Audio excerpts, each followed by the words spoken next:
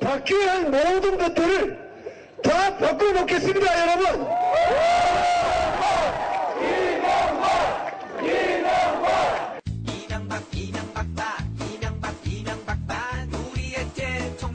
거짓 약속, 행동으로 보여야 될 때가 아닌가 저는 이렇게 생각합니다. 대기업이 없으면 국민 여러분도 없습니다.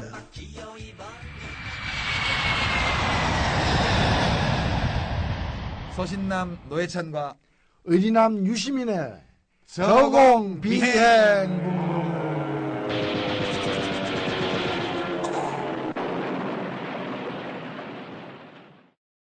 자, 청취자 여러분 안녕하십니까? 여기 저공비행 오늘 7번째 방송을 시작하려고 합니다. 네. 안녕하세요. 안녕하세요. 벌써 7번째네요. 예, 럭키세븐. 럭키세븐. 예. 오늘 우리 이제 지난 방송 6회 뒷정리를 좀 해야 되는데 네.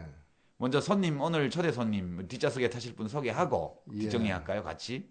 뭐 우리나라 비행계의 유명한 비행 교수, 예, 우리 진중근 교수님 오늘 모셨습니다.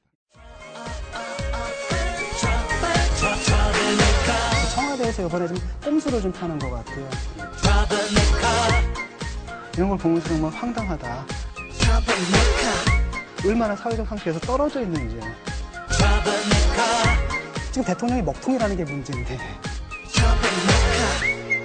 듣보잡이라고 지칭하는 글을 올려 진중권 씨에 대해 대법원이 유죄를 확정했습니다. 예, 안녕하세요. 반갑습니다. 여기도 비행 중년이야. 예, 우리 다 비행 중년들. 근데 우리 진중권 선생은 예. 실제로 비행기를 운전을 하잖아요. 그렇죠. 예, 그렇죠. 원래 그 저공 비행은 금지입니다. 원래 비행 규칙상 이륙 그래요? 착륙할 때 빼고는 절대 하면 안 되거든요. 그래요. 아, 우리는 저기 전투기라서 우리는 전투기이기 때문에 민항기는 안 되죠. 이제. 민항기는 민간 비행기는 저공 비행 금지돼 있다. 네, 왜냐하면은 속도가 엄청나게 빠르잖아요, 비행기가. 그렇죠. 떠 있으려면 일단 기본적인 속도를 해야 되거든요. 유지를 해야 되니까. 그런데 이제 낮게 되면은 조금만 핸들만 잘못하게 되면 그냥 바로 그 뭐랄까 그 회복할 수 없는 회복할 수가 없이 바로 상태. 추락하는 거죠. 고도가 있으면 회복을 하는데 위험한 일종의 태원. 그러니까 전투기를 하고 계시는. 근데 우리 거죠. 진중권 선생 보니까 그 비행기 타러 필리핀도 가고 막 전에 그런 것 같은데? 예, 필리핀 갔다가요. 갑자기 이렇게 연락을 받았습니다. 예. 뭐 동양대학교 총장님이 좀 보자고 한다. 아, 그 진짜 요새 축하할 일 있어. 비행기 타다 보니까 대학에 취직도 되더라고. 예. 우리도 그러면 계속 타고 있으면 좀 오라고 할 때가 아, 우리는 이제 국회 취직해야지. 3일간 그래가지고, 비정규직으로. 예, 처음에는 좀 보통 그런 경우에 이제 하기를 해라 뭐 이런 조건이거든요. 그래서 아마 그런 게 아니겠느냐라고 시큰둥하게 답변을 했더니 그런 게 아니다 그러더라고요. 그래서 전임으로. 예, 잠시 한 이틀 정도 생각하다가 그냥 그 짐 부교수라고 싸서 들었는데. 예, 전임 아주 파격적인 조건이었거든요. 정년대까지 할 수 있고. 근데 레임덕인가 봐, 진짜. 무슨 음모가 있는 건지 이 배우의 저도 모르겠습니다. 아니, 그 전에 누구야? 중앙대학교에서는 돈도 별로 안 주는 겸임 교수 하다가 잘린 거 아니에요. 한예종하고. 예. 근데 모르겠습니다. 무슨 그 중앙대학교 당시 총장이야말로 그저 각하의 또 각하의 뭐 발가락, 손가락 정도 그렇죠. 되죠. 예. 예, 그리고 다른 건 모르겠는데 이제 황당했던 게 홍대 같은 경우인데 홍대는 세상에 아니 수강 신청 다 받아놓고 개강해가지고 9월 3일인가 잘렸어요. 예.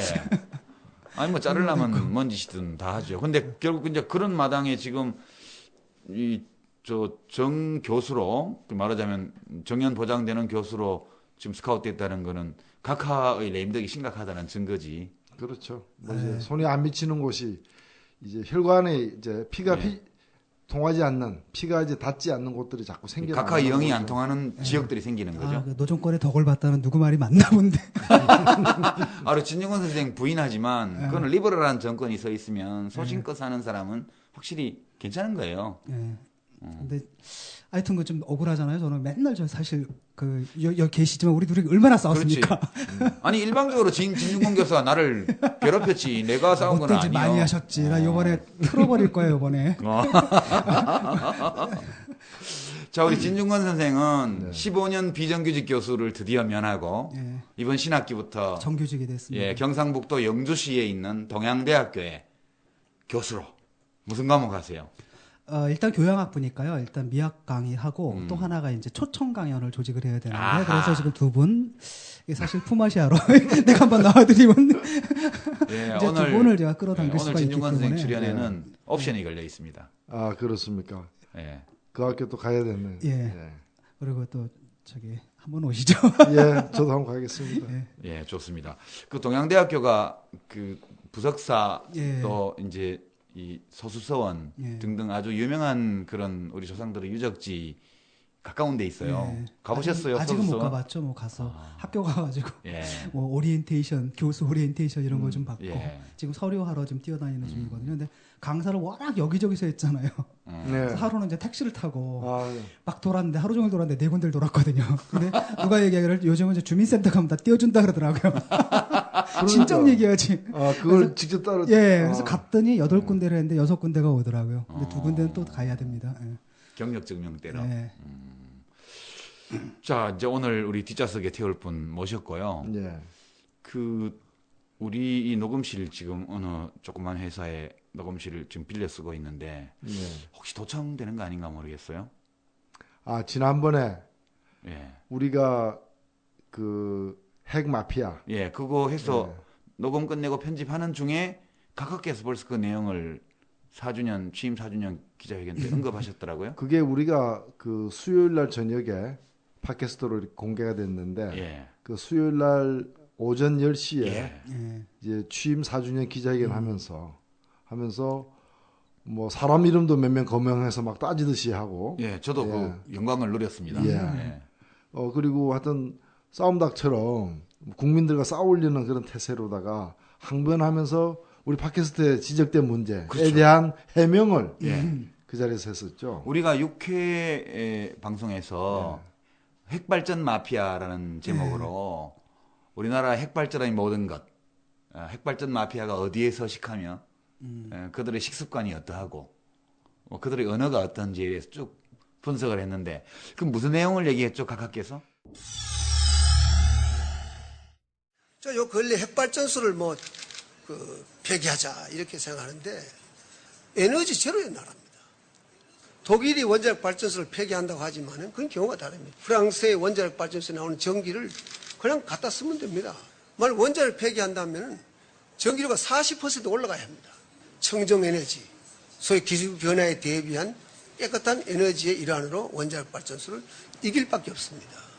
후쿠시마 원전 사태로 고통을 겪는 일본이 원전 건설을 사실상 포기했습니다. 2050년 원전이 제로가 됩니다. 일본도 후쿠시마 그 사태가 났지만은 원자력은 일부 반대가 있지만은 원전 산업을 계속하고 국제 시장에서 우리와 경쟁을 지금 하고 있습니다. 그날 이제 우리가 얘기한 것 중에서 이제 독일하고 일본에 대한 이제 반론을 제기했어요. 그렇죠. 그래서 독일이 원자력 줄이고 있다고 하나. 근데 왜 한국은 느리냐 이렇게 문제 제기를 하니까 독일이 원자력 줄이겠다고 하나 줄인 만큼 프랑스 원자력 발전으로 생기는 전기를 수입한다는 거예요. 그래서 결국에 원자력으로 대체하는 거다라는 얘기고 또 일본이 이제 원자력을 2050년부터 안 하기로 했다고 하나 사실은 그렇지 않다. 계속 할 거다. 뭐 이런 얘기인데 그래서 제가 이제 독일 부분에 관해서 물론 우리 진중 교수도 독일에 대해서 잘 아시지만은 좀 물어봤어요. 물어봤더니 독일 같은 경우에는 이제 원자력에서 뽑아내는 전기가 22%고 그다음에 신재생 에너지가 17%인데 전기가 남는 경우들이 가끔 생겨난 모양이에요. 그렇게 남는 경우가 생기면 이 남는 전력을 오스트리아나 스위스에 수출도 하고 어떤 때는 또 그냥 주기도 한대요. 양이 적을 때는 그냥 주기도. 대신에 신재생 에너지가 이제 차지하는 비중이 워낙 크니까 17%나 되니까 간혹 이렇게 흐린 날이 계속되거나 바람이 뭐 덜 불거나 이래서 그 예정된 생산량을 채우지 못했을 때 그 프랑스 국경 지역, 독일의 프랑스 국경 지역에서는 일부 전기가 프랑스에서 넘어오기도 한답니다. 그 사기도 한답니다. 그러나 그것을 독일 전체의 전기가 부족할 때 그런 식으로 하지는 않는다는 거예요. 그렇죠. 왜냐하면 독일 사람은 기본적으로 이제 고압선으로 전기가 송전되는 것 자체를 매우 싫어하기 때문에 이렇게 원거리, 장거리 송전을 갖다가 하는 경우가 드물다는 거거든요. 그래서 이거는 그야말로 아주 좁쌀만한 사실 하나를 가지고 뻥튀기를 해가지고 마치 1000만 명이 먹을 수 있습니다. 뭐 이렇게 얘기하는 거 식으로 이제 잘못된 해명을 한 거죠. 그거는 각하께서 이제 독일을 안 가보셔서 잘 안 가보셔서 그럴 텐데요. 예. 저 우리 진중권 선생 베를린에 많이 계셨지만 프로이센 아니야? 예, 옛날에 조선일보 읽으면서 독일 얘기가 막 나오는데 독일 살면서 이 사람들이 무슨 얘기하는지 모르겠는데. 우리 진중권 선생은 베를린에 유학했기 때문에 베를린은 프로이센 수도요. 네. 저는 이제 마인츠에 유학했는데 네. 마인츠 이쪽은 이제 옛날에 바이에른 왕국하고 좀 가까워요. 물론 이제 히틀러. 뷰르텐베르크 왕국이나 네. 이런 그러니까 지금 보면 독일 남서부에 바덴 뷰르텐베르크주나 이쪽으로 해서 스트라스부르로 해서 프랑스로 넘어가는 이 길은 원래 프랑스하고 독일이 왔다 갔다 점령하면서 이 민족도 막 섞여 있고 그런 데예요. 그렇죠. 지명도 독일 지명을 불어식으로 읽고 브란서 지명을 독일식으로 읽고 이런 데거든요. 길도 굉장히 그런데 아름다운. 길도 다 연결돼 있고 전기도 연결돼 있고 거기에 막 섞여 있어요. 그렇죠. 그런 지역의 일부 그 예를 예. 가지고 이제 뻥을 튀겨서 뻥을 튀기는 거죠. 예, 그렇죠. 마치 그러니까 독일에서 원자력 발전소 다 없애면은 예. 그 후부터는 프랑스에서 생산된 원자력 그 전기를 가지고 독일이 대체하는 것처럼 들리도록. 예. 누가 이제 얘기를 그렇게 보고를 한 거죠 밑에서. 그렇죠. 근데 우리 각각께서 일부러 거짓말하신 건 아니고 독일에서 근데 이제 그 원자력 문제 굉장히 민감하죠. 민감하게 생각하더라고요. 근데 네. 저도 좀 이해가 안 됐는데 아니 뭐 쓸 수도 있는 거 아니야? 제 의식이 좀 예. 그렇거든요. 그랬는데 이제 독일에서 데모를 별로 안 하잖아요. 쾰른 쪽 가다 보면 들판에 원자력 발전소가 예, 막 근데 보이잖아요. 가장 격렬한 데모가 일어나는 게 원자력 데모거든요. 그래서 재처리할 때 프랑스로 보내가지고 재처리하는 예. 카스파 예, 예. 트랜스포테이션이라는데 그때쯤 되면은 정말 그 전쟁이 벌어지는데 육해공 3군 그 길이 전쟁이 이제 스트라스부르로 해서 가는 그 길이에요. 완전 사람들 철로에다가 막 쇠사슬로 다 묶어서 그렇죠. 있고 그다음에 철로 밑에다 굴을 파고 들어가요. 오소리처럼 한 사람만 딱 들어갈 수 있는 굴을. 그러니까 기차가 지나가면 무너져서 죽을 수밖에 레일에 없거든요. 뭐 이렇게 엮고 볼트 너트 뭐. 뽑고 예. 뭐 전선 끊고 이런 걸 다 하는데 근데 이제 재밌는 건 뭐냐면 이제 사람들한테 물어봤는데 왜 그러느냐라고 했더니 이런 식으로 원자력 비용을 증가시킨다는 그렇죠. 거예요. 생산비를 올리는 거지. 생산비를 올려가지고 포기하게 만들겠다. 근데 그게 가능한 게 우리 이야기하다 보니까 계속 이제 저 UK 뒷정리인데 독일 연방헌법재판소에서요. 독일어로 시츠블로카데 그러니까 몸으로 하는 연좌농성 이거를 처벌하는 것을 위헌으로 결정했어요. 그게 90년대 중반인데 그러니까 사람이 자기 몸에 신체의 자유가 있기 때문에 어디 가서 눕히든 그건 자유라는 거예요. 네. 철로 위에 눕든 도로상에 눕든 그것을 형법으로 처벌하는 것은 위헌이다. 이렇게 결정이 나서 그 시위할 때 보면 이 철로 위에 쫙 수백 명이 눕죠. 누우면 경찰이 와서 드러냅니다. 하나씩 네 하나씩. 명이 한 사람씩 그렇지. 팔다리 하나씩 잡고 하나씩 드러내는데 잡고 버둥거리면 입건돼요. 네. 버둥거리면 공무집행 방해야. 그게 참 우리나라 분들이 잘못 알고 있는 게 그런 경우에는 처벌하는 게 당연하다. 예, 예. 뭐 기차 다니고 이제 예, 예. 이렇게 그렇게 생각하잖아요.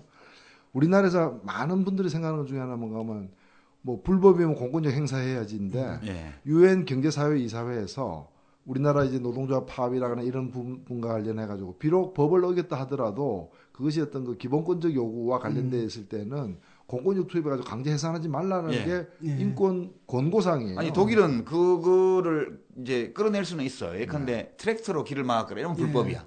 근데 자기 몸으로 막는 것은 불법이 아니기 때문에 경찰관이 드러낼 때 저항을 하면 공무집행 방해가 되고 네. 가만히 들려나가면 경찰이 한 50m 들고 가서 네. 거기다 이제 퍼놔요. 그럼 조용히 자기 가방을 챙겨서 누워있는 그 맨 뒤쪽에 가서 또 누워요.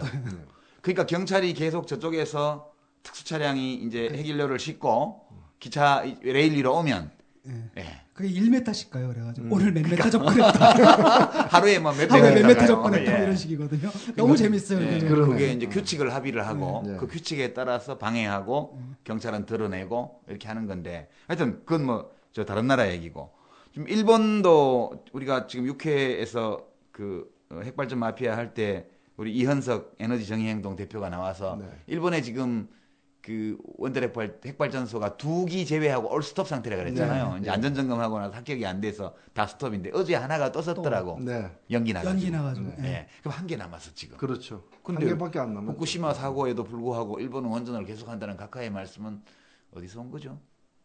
그러니까 지금 그 뭐 청와대만 보는 어떤 방송이 따로 있고 청와대만 보는 신문이 따로 있나 봐요. 옛날에 우리 국민들이 아는 거하고는 완전 다른 거죠. 독일 영화 제목 그거 뭐죠? 자기 아버지가 뭐 병 걸려서 죽게 다 됐는데 독일 통일이 됐는데 서독한테 흡수 통합된 거 자기 아버지 공산당이다. 아, 그 예, 굿바이 예. 레닌 그 레닌 동상만 굿바이 레닌? 나오는 거. 예, 그 굿바이 레닌인가. 예, 그래서 굿바이 레닌, 예. 그 자식들이 텔레비전 화면을 완전 들어가지고 조작해가지고 조작해가지고. 예, 예. 혹시 그런 거 있는 거 아닐까 청와대?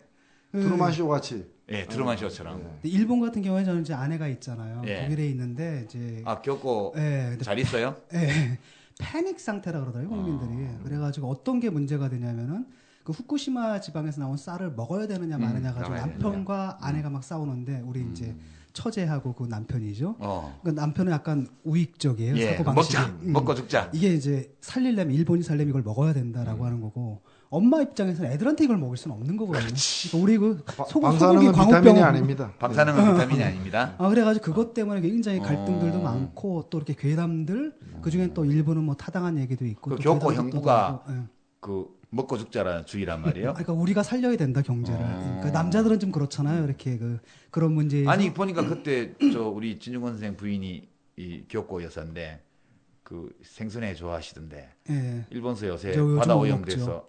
굉장히 그러니까 내가 생각하는 것 이상으로 공포감이 있어가지고요. 그 웬만한 음식들한테 그 지방에서 나온 건 거의 안 먹는다. 한국산 생선으로 회 한번 대접해야 되겠는데 언제 한국 안 오시나?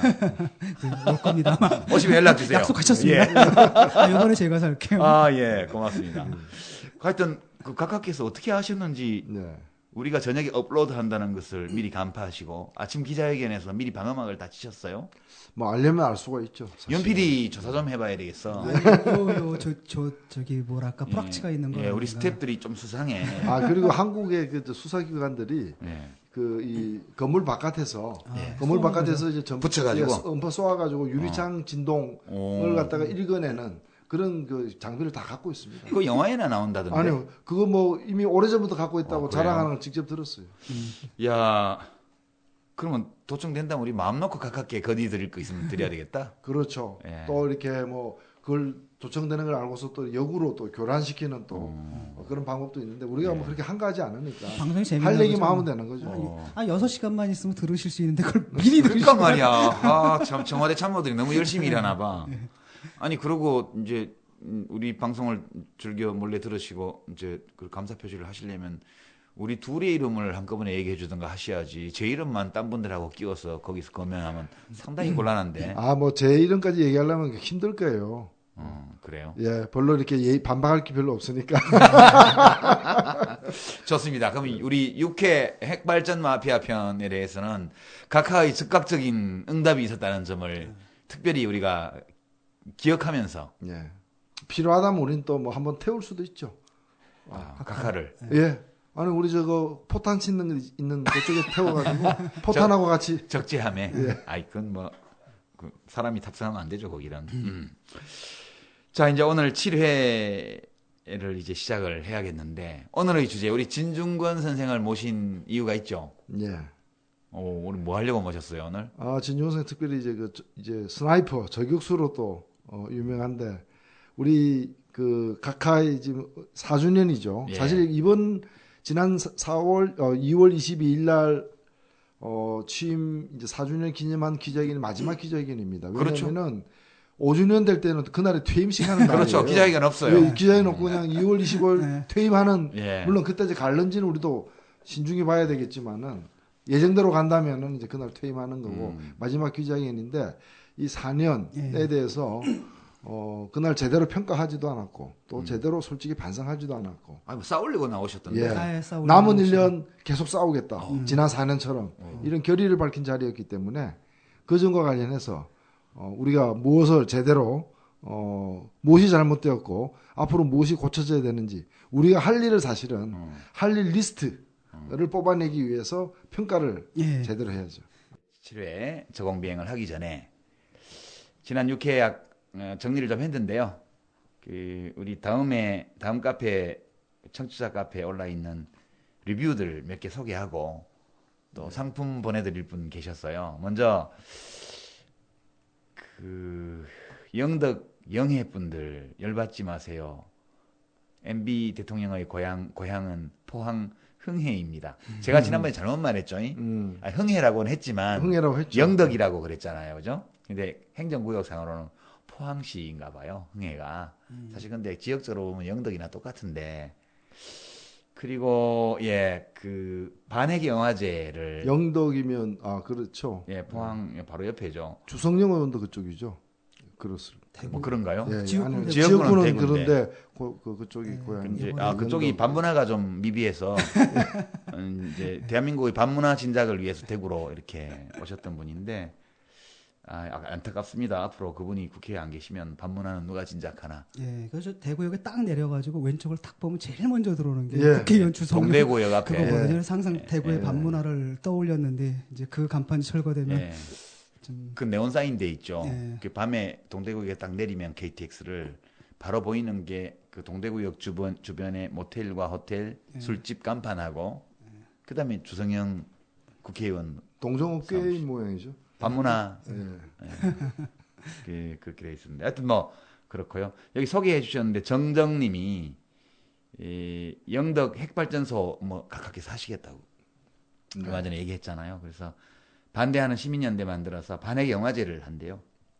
3월 3일과 3월 4일 포항문화예술회관에서 합니다. 많이 좀 가봐야 되겠네요. 예, 체르노빌 그 후 죽음의 핵폭풍 이런 영화 상영한답니다. 이거 광고고요. 예. 그다음에 희망을 보자님. 예. 어렵고 낯선 분야였는데 두 진행자의 정리와 적절한 비유 설명으로 많은 도움이 됐습니다. 많이 공부가 잘 됐답니다. 감사하고요. 그다음에 통합진보당이 탈핵 로드맵에 대한 그런 구체적인 대안, 현실적인 폐기물 처리, 에너지 대안 이런 거를 세워야 되는데 통합진보당에 그런 게 있냐 궁금하다. 저희 홈페이지를 참고해 주시기 바랍니다. 강계원님, 7년 전부터 네팔에 사신대요. 요즘 건조한 시기라서 하루에 14시간 내지 16시간 동안은 전기가 안 들어온답니다. 그래서 여기 핵발전소 하나 세우면 좋겠다 이런 생각했는데 지난번 방송을 듣고 나니까 생각이 바뀌었다. 대대손손 잘못하면 치명적이고 엄청난 부담을 안게 되는데 다시는 입에 담지 않겠습니다. 이렇게 얘기해 주셨고요. 강아지 엄마님 하고 알커리님 두 분께는 우리 저와 노회찬 우리 대변인의 저자 사인이 들어있는 책을 한 권씩 보내드릴 겁니다. 꽤 긴 리뷰를 주셨는데요. 강아지 엄마님이 올려주신 리뷰 거를 이렇게 보니까 노회찬님 목소리, 유시민님 목소리 듣고 핵마피아 편 듣고 열받아서 글을 썼다고. 이런 만행을 차라리 몰랐더라면 정신적으로 편안했을 텐데 이런 생각도 하셨다네요. 죄송합니다. 원래는 민주통합당을 지지하시는 분이랍니다. 그런데 요새 정책적인 면에서 통합진보당을 더 지지하게 되었다. 저공비행 때문이 아닐까요? 이렇게 주셨습니다. 나머지 당을 지지자를 이렇게 뺏어와서 하여튼 뭐 환영합니다. 저희 쪽으로 오셔서. 유시민 선생님의 특기 아니에요? 그게? 저희는 워낙 우리 좀 당했지. 좀 더 건너와야 됩니다. 워낙 많아서. 알커리님, 못 배우고 살기 바빠서 내 갈 길만 가던 사람이라고 하시면서요. 사회운동 하는 사람들은 시간 남아 돌고 먹고 살만해서 하는구나 이렇게 생각했답니다. 그런데 생각해보니 내가 술 먹고 수다 떠는 시간에 누군가 싸우면서 고생해서 내 사는 곳이 이 정도 되는구나 이런 생각이 들었다고. 그래서 저공비행 들으면서 참 동화 속에 사는 것 같이 생각했던 재벌이나 박근혜 씨나 또 어떤 분들은 신처럼 모시는 박정희나 전두환에 대해서 새롭게 알게 되었습니다. 곧 제 조카가 태어나는데 지금처럼 힘든 일들은 없어지고 웃는 일만 생기기 바랍니다. 이런 사연 주셨어요. 여러분들이 올려주셨는데요. 강아지 엄마님하고 알커리님한테 책 보내드리래요. 우리 윤 PD가. 그래서 책 우리가 사인해서 댁으로 우송해드리도록 그렇게 하겠습니다. 그리고 사인한 책이 더 있으니까 또 오늘도 그렇고 계속 들으시고 좋은 또 리뷰 많이 올려주십시오. 자, 이제 우리의 비행기를 몰고 비행 중년 셋이서 청와대를 향해서 오늘은 또 우리 각하께서 이명박 각하께서 지난 4년간 거쳐오신 그 길을 따라서 지도자의 길을 따라 우리 함께 저공비행을 이제 시작해 보겠습니다. 들어볼까요? 우리들 얘기 함께라면 뭐든 할 수 있죠. 거짓 없는 밝은 세상 우리 함께 만들어 가려졌다 어두운 그림자 지치고 아픈 사람들 모두 손을 잡고 들어봐요. 노회찬 유시민의 저공비행.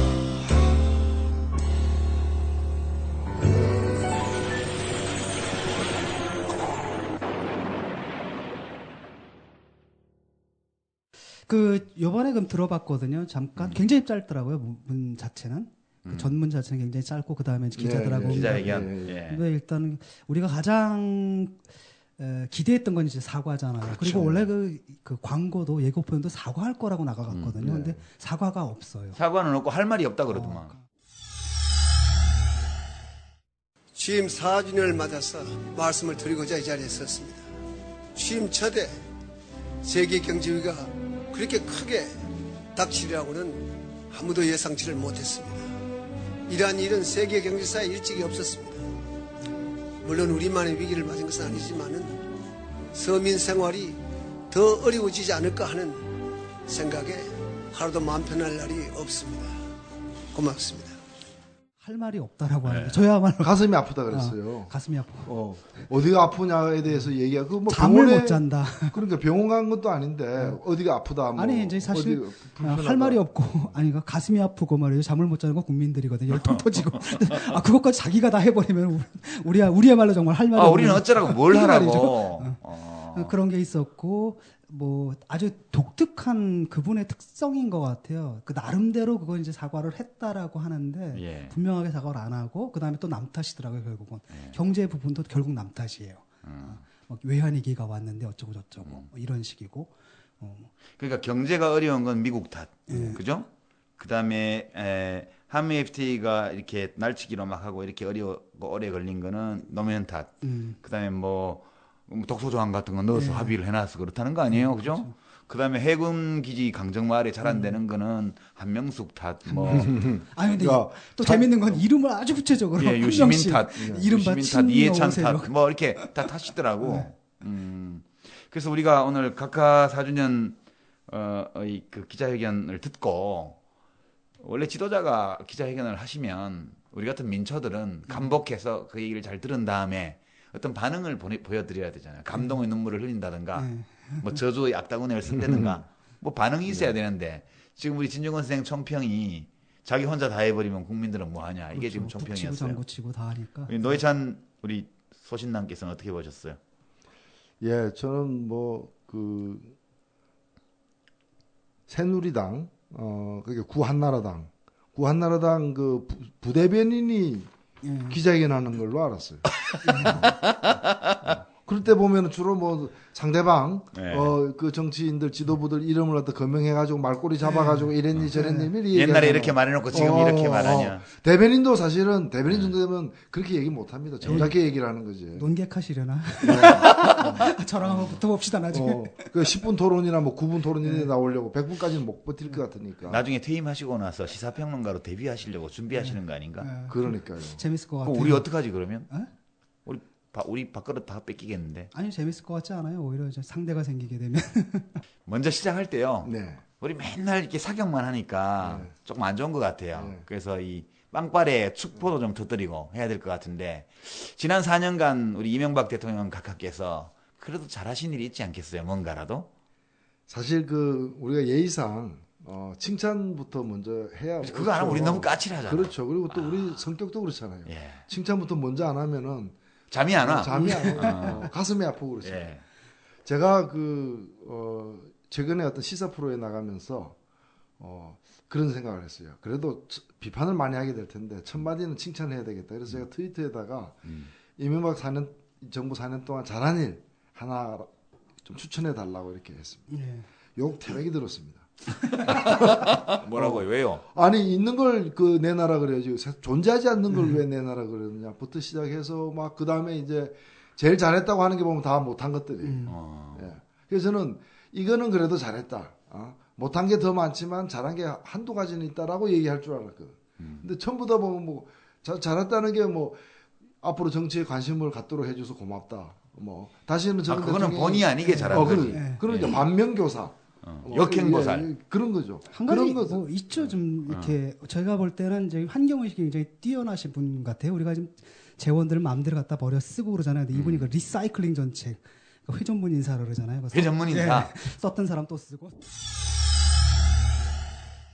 임태희 노동부 장관이 대통령 비서실장으로 내정된 것과 관련해서 이명박 대통령의 인사 고질병인 회전문 인사라고 주장했습니다. 우리나라 같은 풍토의 야당 국회의원이 정부에 입각해가지고 일이 될 거라고 봅니까? 안 되면 또 그다음에 왜 그런 인사를 해가지고 또 그렇게 하느냐, 또 이렇게 할 겁니다.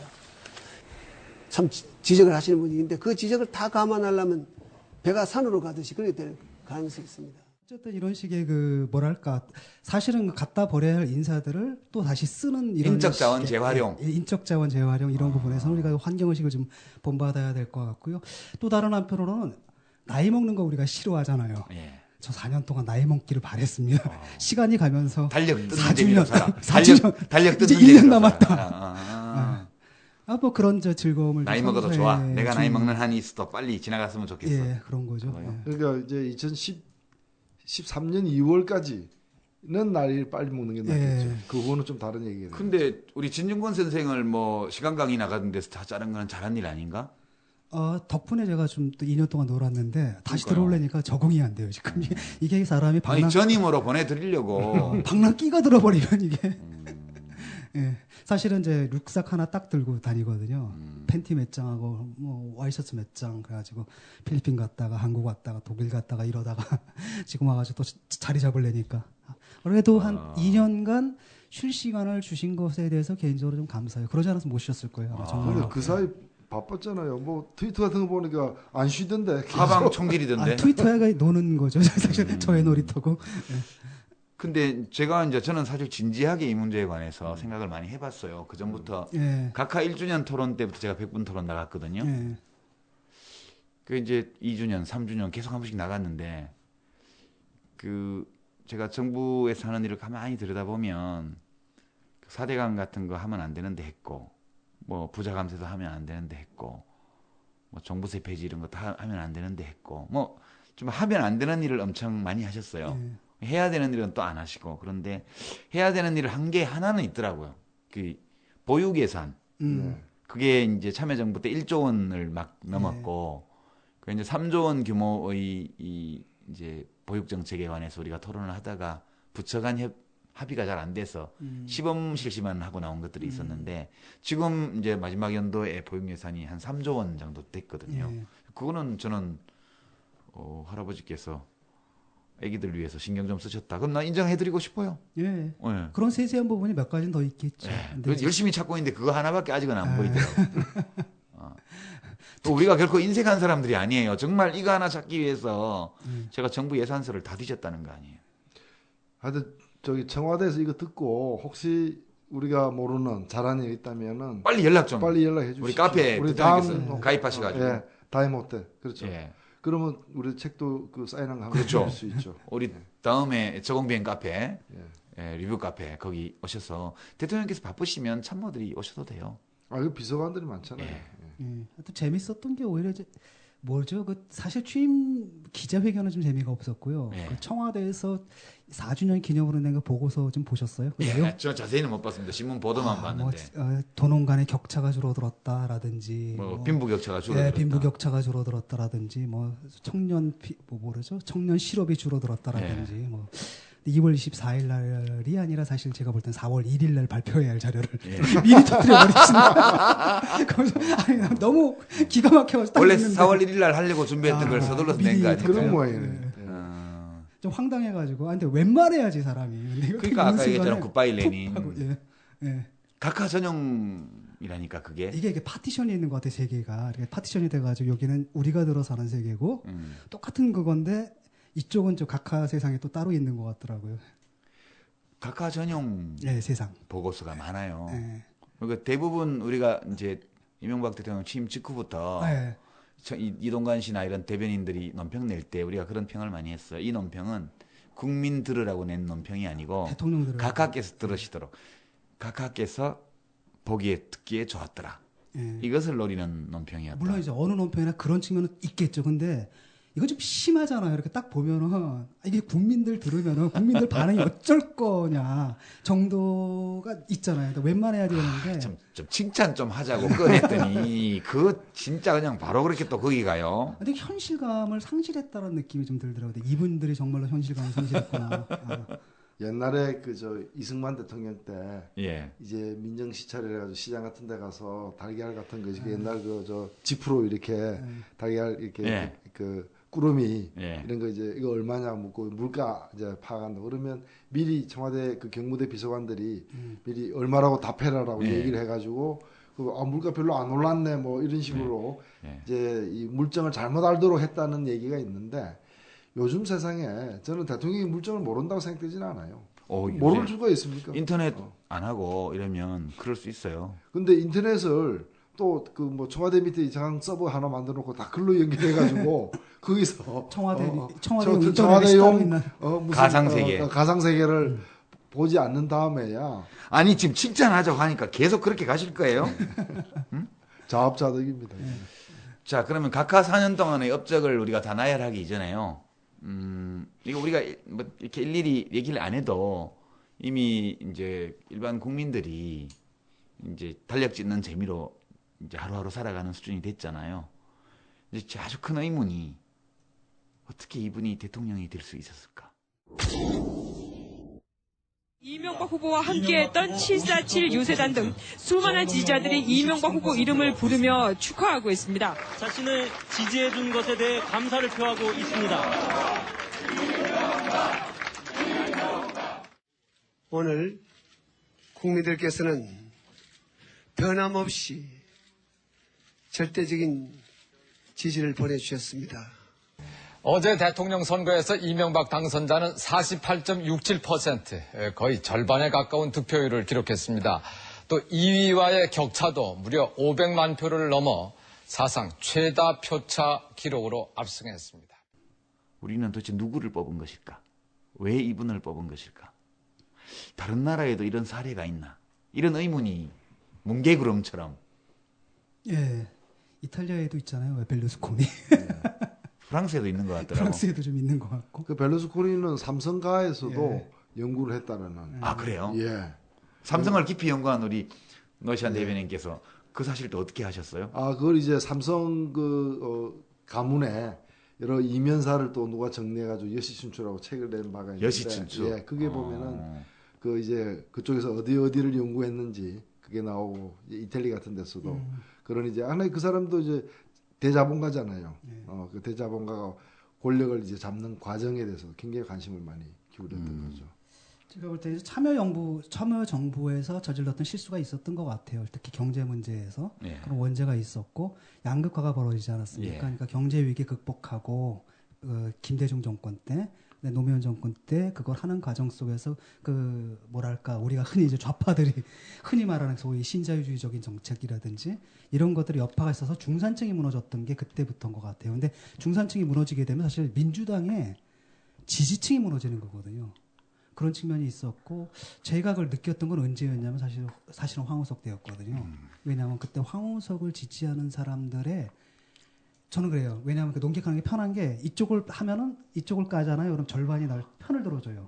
또 이쪽을 까면 또 이쪽 절반이 편을 들어주거든요. 그때 다르지. 네, 근데 이제 문제는 뭐 이걸 딱 하니까 그 당시에 황빠는 박빠, 그러니까 박근혜빠 플러스 노빠 겹쳐가지고 덤벼들더라고요. 디멘전이 달라서. 그러니까 디멘전이 다르고 그때 제가 한 게 뭐냐, 이 사람들이 여야로 나눠서 싸우지만 그 바탕은 좀 동일하다. 쉽게 말하면 그 어떤 가치 이런 거 생각하지 않고.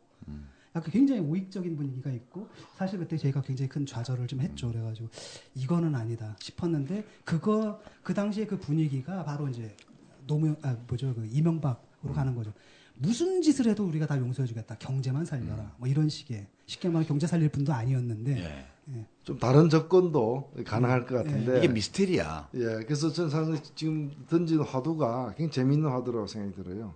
예를 들자면 우리가 과거에 뭐 잘 아십니다만 그 소위 군사 독재 정권 때 이제 권력을 갖고 있는 그 이 기관이 뭐 안기부 심지어는 보안사 이런 거였잖아요. 근데 이제 문민화되고 민주화되면서 그런 기관이 이제 권력에까지 개입하는 거는 이제 사실상 뭐 하나에도 해체되듯이 이제 금지가 되다 보니까 이제 요즘에 검찰이 무소불위의 힘을 휘두르잖아요. 왕이야 왕. 마찬가지로 87년제 민주화 이후에 생겨난 현상 중에 하나가 군사 독재 정권이 그 당시에는 그 전까지만 하더라도 사회 모든 걸 꽉 지배했잖아요. 근데 이제 군사 독재 정권이 후퇴하고 문민화되면서 그 틈을 비집고 머리를 내밀고 나온 게 뭐냐? 이게 대자본, 재벌. 그래서 여기서 정치 세력화의 시도를 갖다가 그 첫 번째가 정주영, 국민당으로 예. 나오고 92년 예. 대선 때 그 실패하죠. 예. 물론 하지만 상당한 또 그때 이제 정주영 왕 회장께서 정치 담당 계열사를 만들려고 그렇죠. 예. 그래서 뭐 또 우리 국민들에게 현혹하는 뭐 아파트 반값 아파트. 뭐 경부고속도로를 2층 고속도로. 2층으로 해가지고 예, 예. 뭐 통행료 안 내게 하고 눈이 버쩍버쩍 뛰는 걸 했잖아요. 근데 사실은 좌절했습니다. 그랬더니 그리고 이제 YS가 대통령이 됐잖아요. 그 다음 이제 그 대통령 선거 때 여기에 또 새롭게 도전한 사람이 김우중이에요.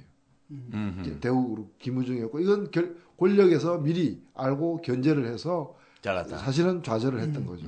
그리고 세 번째 도전이 누구로부터? 뭐 정몽주는 도전했다고 볼 수도 없는 거고. 도전했지 정몽. 예, 근데 또 도전했지만 사실은 뭐 좀 헛헛해서 그랬지. 꼬리를 내렸고 그 다음에 도전한 그 다음에 도전한 사람이 바로 이 이명박 대통령. 예. 그래서 이것은 여러 가지 이제 경제적 어려움 속에서 경제 전문가로서 어필한 점도 있지만은 그 뿌리로 보자면은 사실 어찌 보면은 한나라당이 다시 정권을 잡았다기보다는 그렇죠. 대자본 재벌이 한나라당 옷을 입고 정권을 잡은 거다. 이 이명박 정권을 그렇게 봐야 된다. 노무현 대통령의 예. 그래서 지금 우리가 더 잘 봐야 될 게 이게 지금 당이 한나라당이 새누리로 변했지만은 다가오는 선거에 또 누가 그러면은 어느 CEO가 나타나냐? CEO가 아니라 이미 옛날에 우리하고 결별했던 우리가 결별한 지 79년도면 몇 년입니까? 30년 전에 우리하고 헤어졌던 영원히 다시는 안 나타날 줄 알았던 박정희. 33년. 예, 박정희 후예가 이번에 또 새누리 옷을 입고 또 나타나는 거예요. 그러니까 이쪽이 보면은 잘 봐야 돼. 이게 지금. 제가 21살 때인데 지금 54시 됐잖아. 그러니까. 그때도 퍼스트 레이디였죠. 그때 퍼스트 레이디인데. 이제는 또 퍼스트. 얘기가 좀 빗나가지만 그날 박정희 대통령이 이제 살해당한 날 10월 26일이었고 10월 27일 새벽 5시 뉴스에 제가 대통령 유고라고 들었단 말이에요. 네. 그때 제가 우리 서클 자취방을 제가 살고 있었는데 5명이 술이 이렇게 돼서 밤에 와서 자서 막 누가 토하고 이래서 제가 새벽에 치우느라고. 그 얘기 우리 지난번에 한번 했으니까. 네, 했습니까? 왔다 가지고 들었단 말이에요. 그러니까 그게 10월 27일 토요일 새벽이었어요. 근데 그때 그 우리 자취하던 그 달동네 집 아주머니가 주인 아주머니가 이 태극기 이 조기를 개항하러 나와서 저보고 학생들 너무 좋아하지 말아요. 사람이 죽었는데 이러면서 웃더라고. 그 기억도 나고요. 저희가 굉장히 하여튼 사람이 죽었는데 축하를 하는 것은 좀 안 됐지만 너무 심한 독재자가 죽었으니까 너무 좋다 이래서 막 기쁨의 만세를 방문 걸어 잠그고 불렀던 기억이 나요. 그러면서 사람이 죽었는데 이래도 되나 하는 그런 마음에 캥김이 있었어요. 근데 그로부터 33년이 지났는데 그때 퍼스트 레이디 하던 분이 지금 대통령이 되시겠다고. 저는 바로 그날 아침 5시 뉴스를 제가 들은 게 아니라 그걸 들은 하숙집 아저씨가 자고 있는 저를 깨워가지고 그분이 명동성당 평신도 회장이었던 분인데 이제 좀 의식이 있었던 분이죠. 문제의식이. 그래서 저를 깨워가지고 앉았는데 서로 할 말이 없는 거예요. 그 엄청난 사건. 예, 엄청난 사건. 냉장고에서 소주 꺼내서 아침에 소주 한 잔씩 했죠. 저는 그날 저의 환상이 깨지는 날이었거든요. 고등학생? 여고생을 하나가 제가 좀 좋아했었어요 그때. 그래서 같이 버스를 탔죠 그날. 버스를 타고 10월 27일 날. 10월 27일 날 가면서 이제 나는 이제 뭐 이렇게 뒤에 서가지고 그 있죠 이렇게 괜히 아무것도 하지 못하면서 괜히 그 뒤에 붙어가지고 이렇게 보고 가는데 뉴스가 계속 나오는 거예요. 근데 뭐 박정희 대통령 각하께서 서거하셨습니다. 계속 이런 뉴스가 나오더라고요. 근데 사람들 표정을 보니까 절반은 착잡하고 절반은 싱글벙글이야. 그때 아마 분위기가 그랬던 것 같아요. 맞아요. 근데 이 여학생이 딱 내리자마자 펄떡 주저앉더니 우는 거야. 나의 환상이 완전히 그냥 깨져가지고 저건 좀 아니다. 그랬던 기억이 납니다. 그럴 수도 있지 순박하면. 그렇죠. 당시엔 그랬죠. 그런데 하여튼 뭔 얘기하다 이렇게 됐더라. 근데 각하 같은 분을 우리 국민들이 압도적으로 뽑은 거예요. 물론 이제 득표수는 노무현 대통령보다 오히려 좀 적었지만 조금. 그래도 득표율이나 이런 것들은 아주 높았죠. 격차 이런 게. 득표수가 적었다는 게 굉장히 중요한 부분이에요. 이게 제가 정확히 말씀드리면 2등하고의 격차는 530만 표 났으니까 역대 최고로 많이 났는데 투표에 참가한 사람 중에서의 득표율 있죠. 득표율은 그 이전까지 가장 낮았던 사람이 노태우 후보였는데 36%. 그 사람보다 더 적게 얻었어요. 그러니까 가장 표를 적게 얻고 당선된 거죠. 투표를 안 한 거죠. 왜냐면 아니 솔직히 말하면 저도 안 했거든요.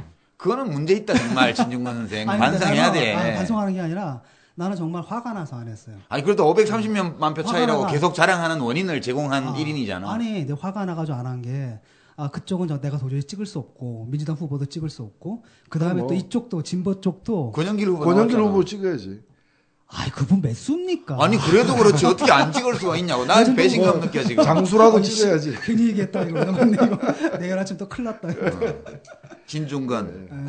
아니, 그 실제로 화가 나더라고요. 어느 쪽 찍을 수 없게 만들어가지고. 내가 그래서 이때는 이건 정말 의식적으로 난 보이콧다. 라고 했던. 근데 다시는 지금 그런 선거가 없었으면 좋겠어요. 그러면, 뭐죠? 이명박 대통령을 뽑게 만든 게? 그러니까, 환상이죠. 환상. 네, 왜냐하면 사람들이 경제 문제라는 건 알아요. 왜냐하면 그렇잖아요. 그 이미 충족된 욕망은 욕망이 아니거든요. 근데 그렇지. 민주화에 대한 욕망은 이미 충족됐어. 시절 그다음에 노무현 정권을 지나면서 대부분 충족됐고 또 하나가 민주자주잖아요. 그때 통일인가? 통일도 사실 남북 왔다 갔다 했잖아요. 하고, 예, 어느 정도 충족이 됐는데 그러다 보니까 배가 고픈 거예요.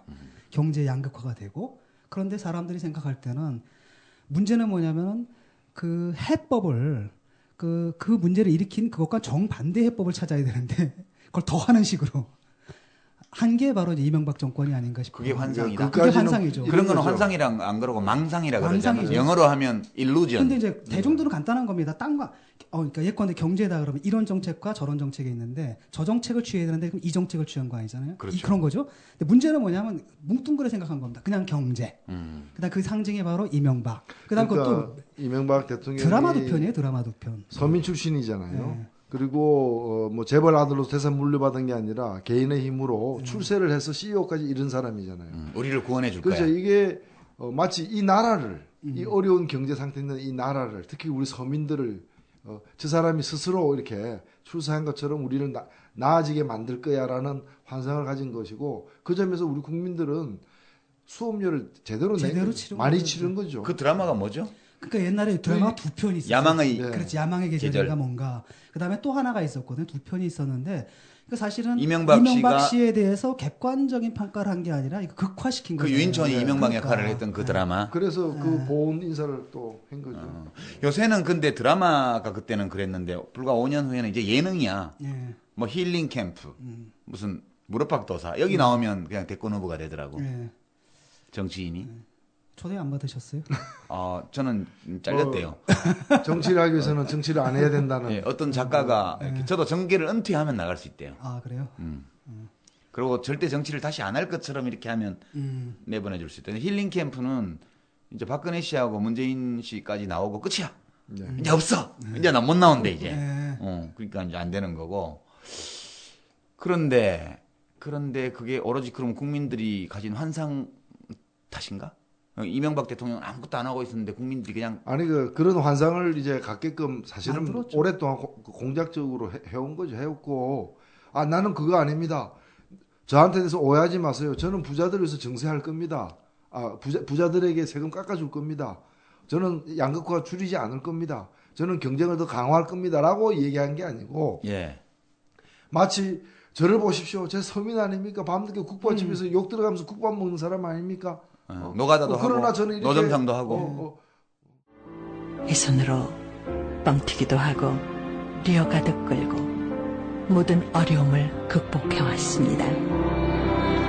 지금 이 손으로 국민 여러분께 약속하겠습니다. 좀 거친 손이지만 함께 잡고 뛰기엔 믿을만 합니다.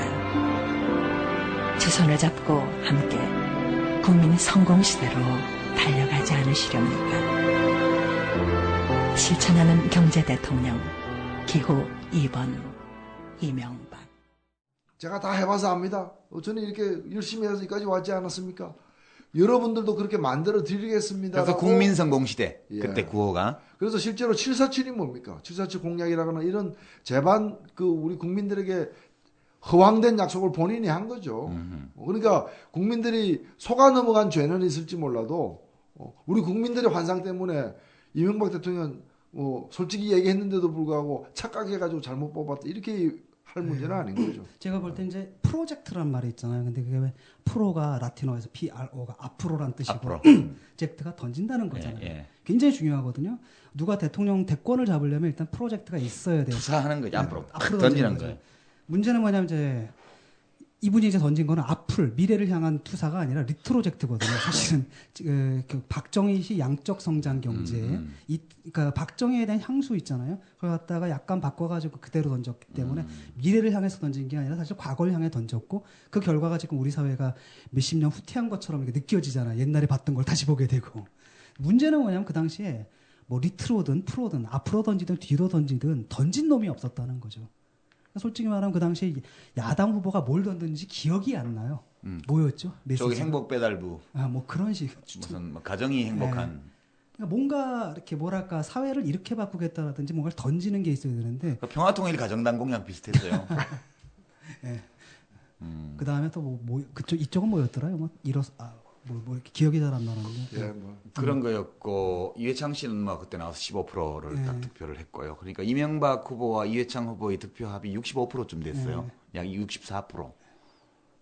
그러니까 그게 거의 3분의 2에 육박하는 득표를 보수 쪽에서 한 거죠.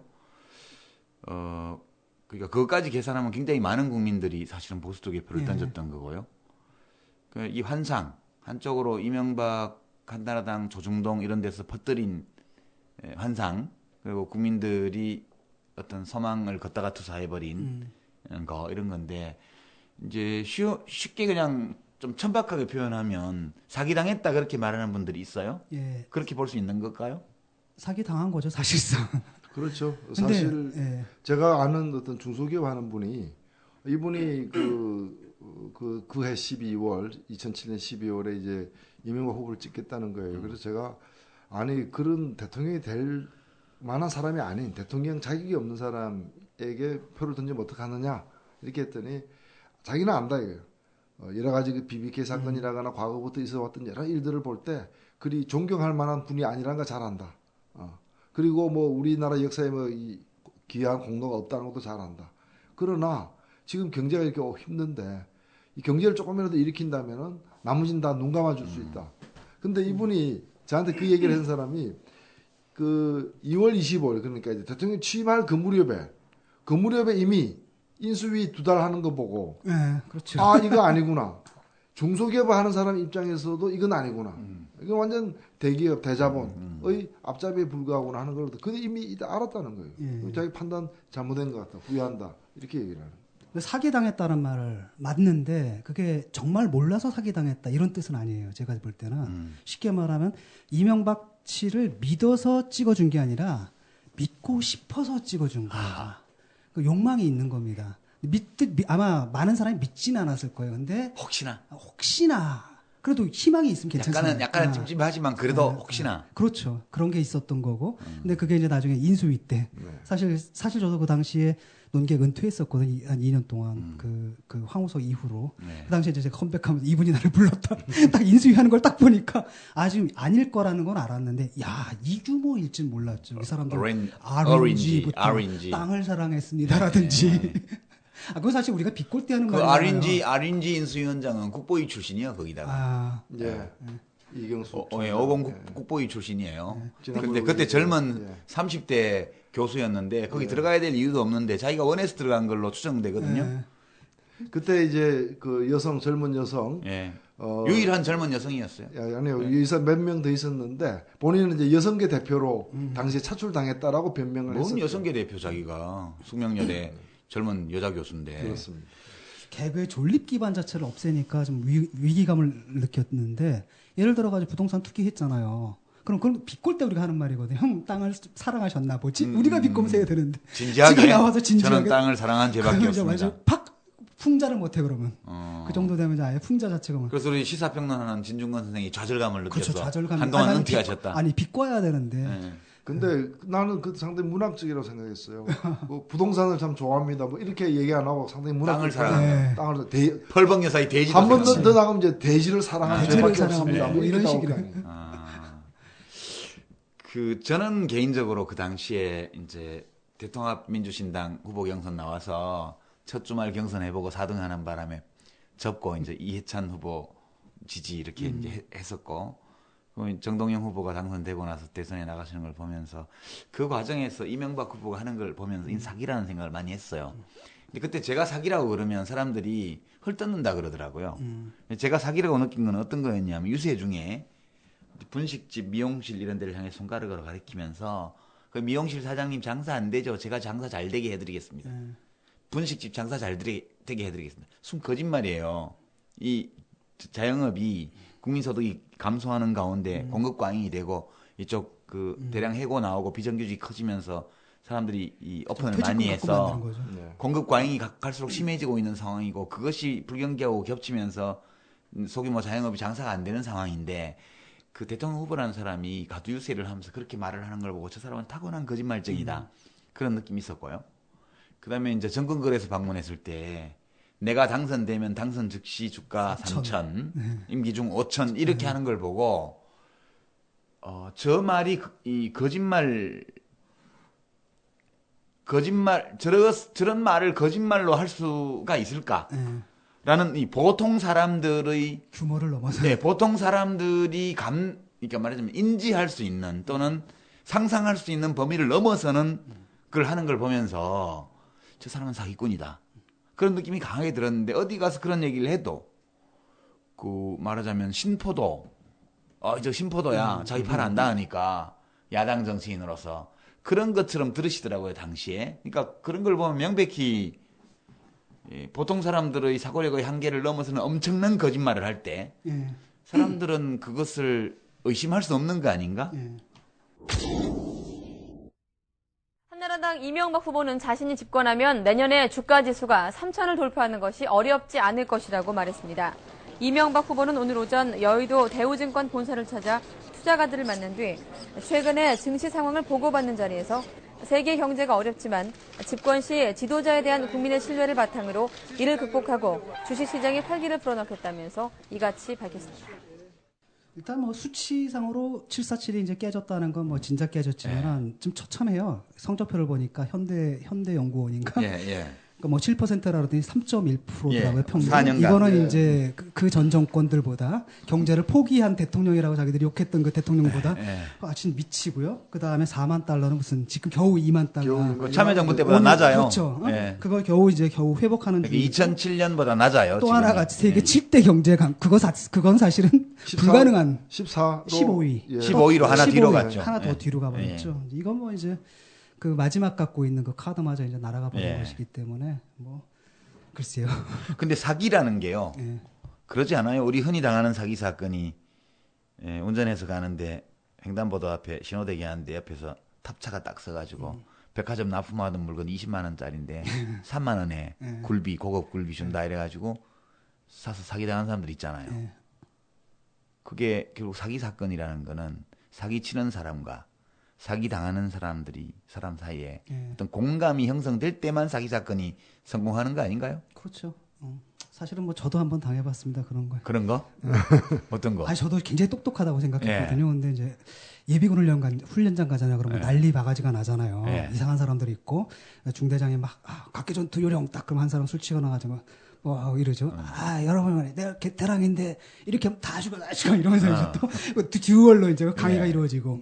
그러다 보니까 가끔 가다가 그 약장사나 이런 사람들을 초대해요. 그래가지고 강의 시간을 메꾸게 하거든요. 근데 한 분이 왔는데 너무나 잘하는 거야. 약선전을. 근데 와가지고 뭐냐면, 여러분, 제가 병원에 갔는데요. 그래서 암병동을 갔대요. 그래서 그때 그 환자들의 끔찍한 모습들을 쫙 나요. 그러니까 사람들이 다 겁먹었잖아요. 근데 이런 분들이 평소에 이러이러한 증상이 있었습니다. 아침에 일어나면 여기가 거북하고요. 막 이러니까 사람들이 다 자기잖아. 그 다음에 나오는 게 양약. 양약을 이거 고치는데 양방에서는 이렇게 하는데 양방의 문제는 뭐냐? 딱 문제가 된 그 부분만을 도려냄으로써 전체적으로 균형을 깨뜨린대요. 여기서 중요한 게 한방이라는 거예요. 그 다음에 이제 한방이 왜 중요한가? 이건 전체론적 관점에서 접근하기 때문에 전체적으로 몸을 이론적인 뒷받침이 잘 된. 근데 이제 한방에 문제가 있어요. 값이 비싸다라는 거야. 한약 한 번 지어 먹으려면 15만 원씩 드는데, 근데 무슨 한약재 이름을 대요. 여러분 이게 뭔지 아세요? 한자로 돼 있죠. 그게 개나리예요. 여러분 이게 뭔지 아세요? 그게 쑥이에요. 근데 이런 걸 갖다가 한약방에 가면 몇만 원씩 받아 먹거든요. 근데 이 책을 보세요. 딱 이걸로 하면 10만 원짜리 10전대보탕 5,000원이면 합니다. 그다음에 약탄게 끼워드릴게요. 딱 그럼 샀죠 저도 이제. 얼마 주고 샀어요? 결국은 몰라요. 한 몇십만 원, 한 10만 원 넘게 주고 샀는데 보름 만에 이제 물렸죠. 결국은 절반만 받고. 물렸네. 한 번도 못 써봤어요. 근데 이건 각하는 물리지도 못해. 그렇죠. 물리지만 저도 물릴 때 50%밖에 못 받았어요. 아니 50%도 못 받아 여기는. 제가 참 부끄러운 얘기지만은 옛날에 다 나온다 오늘. 오래전에 이제 기차 타고 부산 가는데 당첨되는 거 옛날에는 이제 오래 쉬잖아요. 역에서 대전역 같은 데는 한 국수 50씩 먹고 국수 먹고 그러죠. 근데 웬 말끔한 사람들 남자 여자 신사들이 몇 명 올라와가지고 뭐 이렇게 쪽지 나눠주고 당첨 저보 당첨됐다는 거야. 몇 번에서 제가 손들었지. 이야 당첨된 거예요. 그랬더니 그 세금만 양복지 이제 양복천 있죠. 양복 한 벌 쫙 빼입을 수 있는 천. 그 천을 갖다가 이제 공짜로 주는 거예요. 근데 자기들이 이제 망한 회사라서 세금은 내야 되니까 세금만 내라 이거. 머릿속으로 생각하니까 세금만 내도 엄청 이건 돈 버는 거예요, 내가. 그래서 딱 보니까 우리 아버님들이 좀 좋아하실까. 그래서 내가 뭐 좀 해드린 게 없는데 이런 거라도 한번 부모 선물 드려야 되겠다. 그래서 이제 딱 받았죠. 받아가지고 이제 부산 가가지고 이제 딱 드렸죠. 그걸 갖다가 꺼내가 드렸는데 보니까 그게 양복 한 벌이 될 천이 아닌 거야. 그리고 천 자체가 양복할 천도 아니고 이거 질과 양이다 그거 아닌 거야. 그 사람들 어디서 찾아? 그게 완전히 이제 그게 지금 학할 먹은 지금 국민들이 이 정권을 바라보는 심정입니다. 그러니까 이게 그러니까 제가 이 얘기를 한 거는 당첨되는 순간 사기 당한 사람이 사기를 당할 때는 사행심이 있었기 때문에 당한 거 아니에요. 예컨대 백화점 납품하는 물건을 몰래 빼와서 20만 원짜리 굴비를 3만 원에 준다 그러면 범죄 아니요. 그렇죠. 타인의 범죄에 사실상 협조를 해줘서 나의 이익을 취하는. 그런데 그건 좀 다르다. 회사가 부도나서 그렇다 그러면 그건 좀 다르다. 이런 거죠. 내가 얘기를 들으니까 그 사람들이 당첨하는 번호를 갖다 5번이면 5번을 딱 정해두고 이걸 누구한테 주느냐. 그 성격 중에서 제일 어리숙한 사람한테 주는 거야. 그래야 그게 이제 성사가 되니까. 하여튼 사행심이 있었던 거지. 좋은 천을 헐값에. 그러니까 이제 그 정도로 했을 때 꼼꼼히 안 따지고 넙석 받아 먹을 것처럼 보였던 거예요. 그렇지. 보였던 거예요. 결국 국민이 어리숙했다. 주가 5천, 3천에. 아니요. 국민들이 굉장히 그 당시 배고팠으니까. 경제적으로 상당히 어려웠으니까 거기에 솔깃한 얘기를 해가지고 손 딱 들고 자기를 찍게 만든 거죠. 예. 그랬더니 지금 이제 도저히 쓸 수가 없는 4대강 뭐 강 한가운데 콘크리트 구조물이 딱딱 들어오고 말이죠. 그다음에 뭐 난리가 났던데. 부자 감세 100조 원.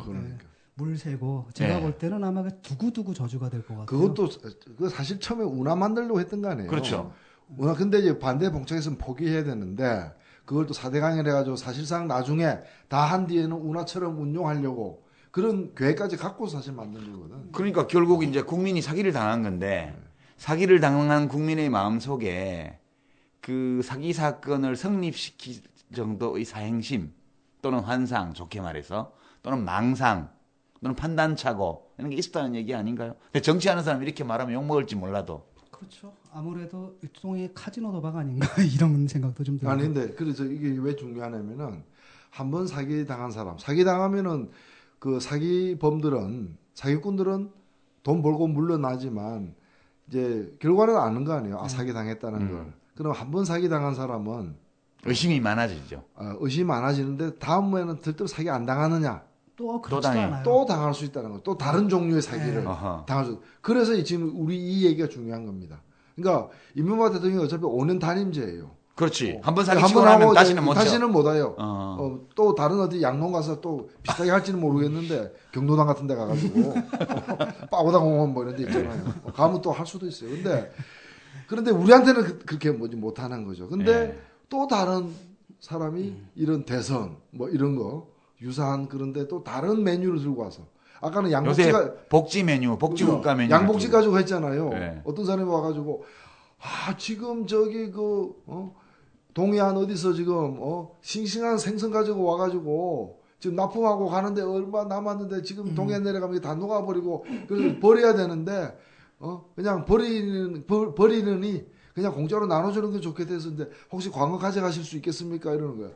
그 광어에 뭐 들었어요? 가재미 들었나? 근데 실제로 광어인데 이제 썩은 광어, 마시간 광어죠. 돈 주고 사면 안 되는 광어인 거죠. 그런 걸 또 주면서 근데 내려가는데 뭐 제가 밥이라도 한 그릇 먹게끔 뭐 한 돈 10,000원, 20,000원 그렇게 해가지고 그것만으로 사기치고 다니는 분들이 있었어요. 그러니까 예. 서울 같은 데서 서울에서 신호등 있는 횡단보도 옆에 탑차 세우고 예. 그 얘기하는 예, 광업하는 것들은 다 예. 그렇게 상한 것들이에요. 그런 가능성이 굉장히 높죠. 예. 그래서 다른 종류의 사기가 딱 왔을 때 그걸 지난번 당했던 것을 교훈 삼아 가지고 안 당해야 되는데 또 당하기 쉽다. 지금 우리가 2012년 12월이 다가오면서 지금 얼마 안 남았어요. 눈에 보이지 않습니까? 예. 그 박근혜 씨에 대해서 좀 한마디 하고 싶은데 지금 현 정권의 경제 정책과 거의 똑같은 것 또는 그 이상으로 주장했던 게 박근혜 씨거든요. 줄푸세란 말이죠. 근데 줄푸세가 뭐였죠? 그 줄이고 세금 줄이고 그다음에 공약 규제를 풀고 뭐 등등 법질서를 세우고. 줄푸세 운동 얘기 들어보셨습니까? 많이 알고 계시네요. 이렇게 자꾸 국민 세금 걷어들여서 국민의 희생을 강요해서 뭐를 벌려가지고 나라가 잘 되지 않습니다. 지금 이 세상에서는 이제 규제도 확 풀고 또 공권력이나 법질서 제대로 세우고 정부 규모는 줄이면서 국민 세금 부담을 더는 이런 정책으로 나가야만 일자리도 많이 생기고 또 기업들도 열심히 투자할 수가 있습니다. 여러분, 이제 이런 모든 잘못된 거 이거 바로잡는 길은 단 한 가지밖에 없습니다. 그 방법이 뭐라고 생각하십니까, 여러분? 예, 정답입니다. 정권 교체밖에 없습니다. 근데 문제는 뭐냐, 이게 정확하게 똑같았단 말이죠. 그러니까 그때만 해도 이게 장사가 된다고 이분이 판단한 거예요. 그래서 요즘 갑자기 또 틀었어요. 그래서 복지 얘기를 한단 말이에요. 예. 이건 또 품목이 바뀌었어, 품목이. 라고 했으면 자기가 또 그 정권에 협력을 한 거 아닙니까? 그렇죠. 뭐 사실 뭐 부딪히긴 했지만 그거는 대권 때문에 부딪힌 거고 정책적인 측면에서 분명히 책임을 져야 되고 그렇다면 자기의 그 줄푸세 공약이 일으킨 그 문제점들에 대해서도 좀 얘기가 좀 돼야 될 것 같아요. 반성이 돼야 되는데 그것 없이 또 넘어가면서 또 다른 장사판, 그렇죠. 새로운 영을 쫓아가지고 판을 또 지금 벌려놨단 말이죠. 여기에 대해서 그러니까 양복지에서 지금 광어로 바뀐 그렇죠. 거예요. 양복지에서 광어로 간 거죠 지금. 이런 문제라는 거죠 이게. 근데 이제 이명박 대통령이 747로 사기를 쳤는데 실제로 한 거는 줄푸세였잖아요. 그러니까 세금은 줄이고 해서 부자 감세 100조 원을 했고요.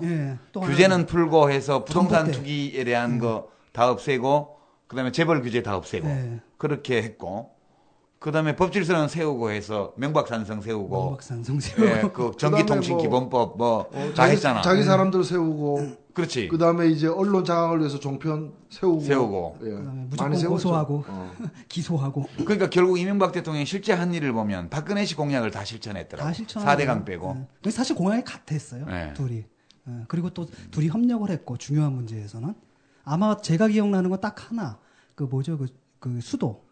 그 행정수도. 그 부분에서만 약간 박근혜 씨가 약간 그 이제 전술적 판단의 차이가 달랐던 거고. 그렇죠. 뭐 서방파나 양언이 파나 그게 그 파죠. 자기들은 굉장히 다르잖아요. 서로 원수잖아, 그거는. 그러나 그게 흥해파나 달성파나 범주로 뭐 같이 분류되는 거죠. 자, 지금까지 이 각하 4주년을 맞아서 각하께 헌정하는 방송인데 지금까지 우리가 각하 뒤에 있는 분들을 주로 다뤘어요.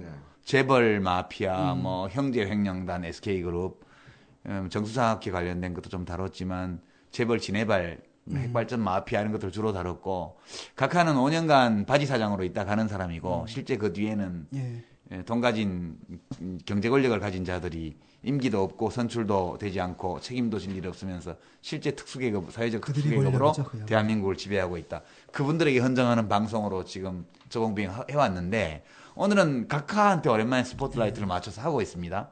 제가 던진 첫 번째 질문은 그래도 각하에게 잘한 점이 없었느냐. 두 분이 몹시 인색하게 평을 해주셨고.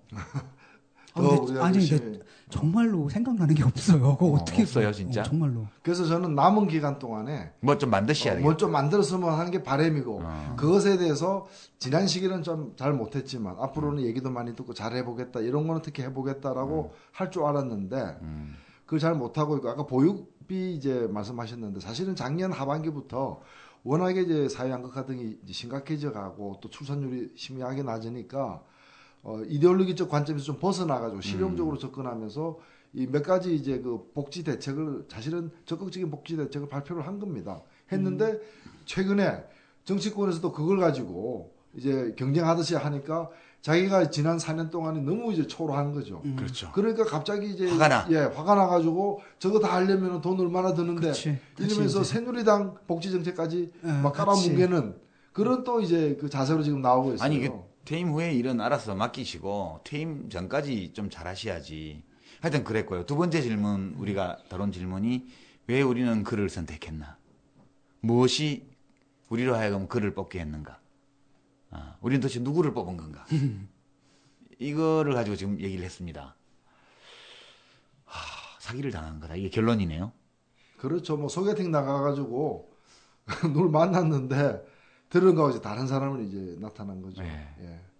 근데 또 완전히 모르고 당한 건 아니고 그 어쩔 수 없이 당했다라고 해야 되나요? 그러니까 아까도 얘기했듯이 그냥 믿어서 찍은 건 아니고요. 그냥 믿고 싶어서 찍은 그런 측면이 기대감은 분명히 있었죠. 있었어요. 사실은 네. 기대감은 힘들었으니까요. 근데 그게 이제 객관적 상황 판단에 대한 기대감이라기보다도 이렇게 그랬으면 좋겠다라는 원망의 표현이 더 컸다고 봐요. 예. 지금 우리는 왜 그분이 잘한 게 없었나? 또 우리는 왜 그분을 뽑았나? 이런 것들을 가지고 이야기를 나눠봤는데 이제 1년 남았습니다. 예. 하루짜리 달력이 붙어 있는 것 같으면 365번을 4번을 찢으면 이제 다시 나갑니다. 근데 이 남은 365일 동안 각하께서 무슨 일을 하실까? 우리 4주년 기자회견문으로 미루어 짐작해 보는 시간. 그래야만 우리가 앞으로 1년을 또 우리가 무사히 다치지 않고 보낼 수 있는 그런 방법을 찾지 않을까요?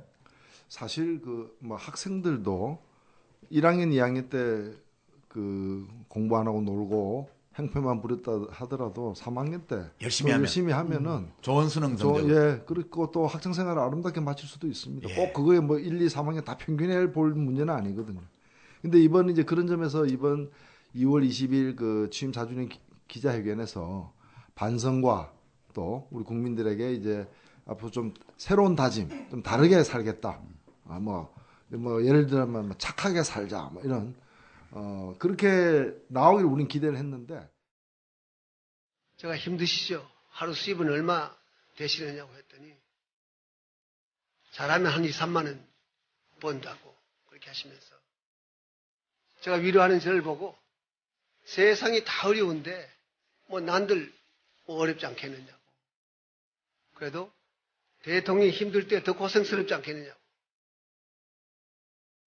내가 매일 아침 새벽 시장 나오기 전에 대통령이어서 기도를 하고 있다고 이렇게 이야기를 하셨습니다. 사실 우리 정부는 많은 일도 했습니다. 또 열심히도 했습니다. 또 국위도 선양을 했습니다. 뭐 국격이 아주 높아졌습니다.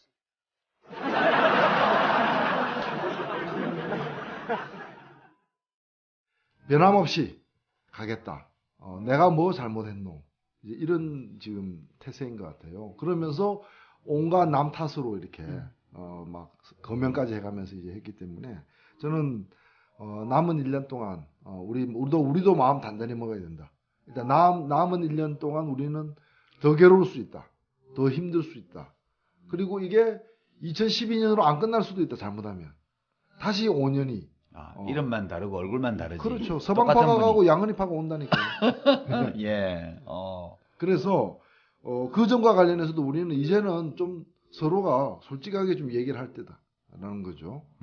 그래서 진품 명품만 있는 게 아니라 짝퉁까지 있으니까 다시는 사기를 안 당하기 위해서는 우리는 어떤 이 자세, 판별력, 분별력을 가져야 되는가도 사실 나중에 좀 얘기가 됐으면 좋겠어요.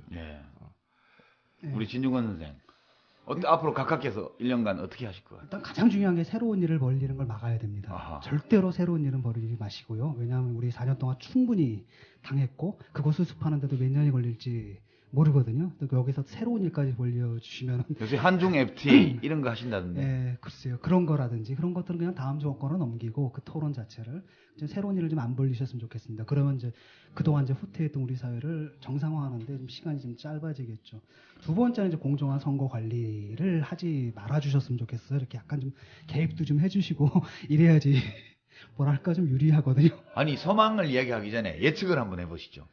뭐 여러 가지로 개입을 좀 하시지 하실 것 않을까. 같죠. 뭐 발언이라든지 여러 가지 면에서 그런 게 저한테 좀 큰 도움이 되지 않을까.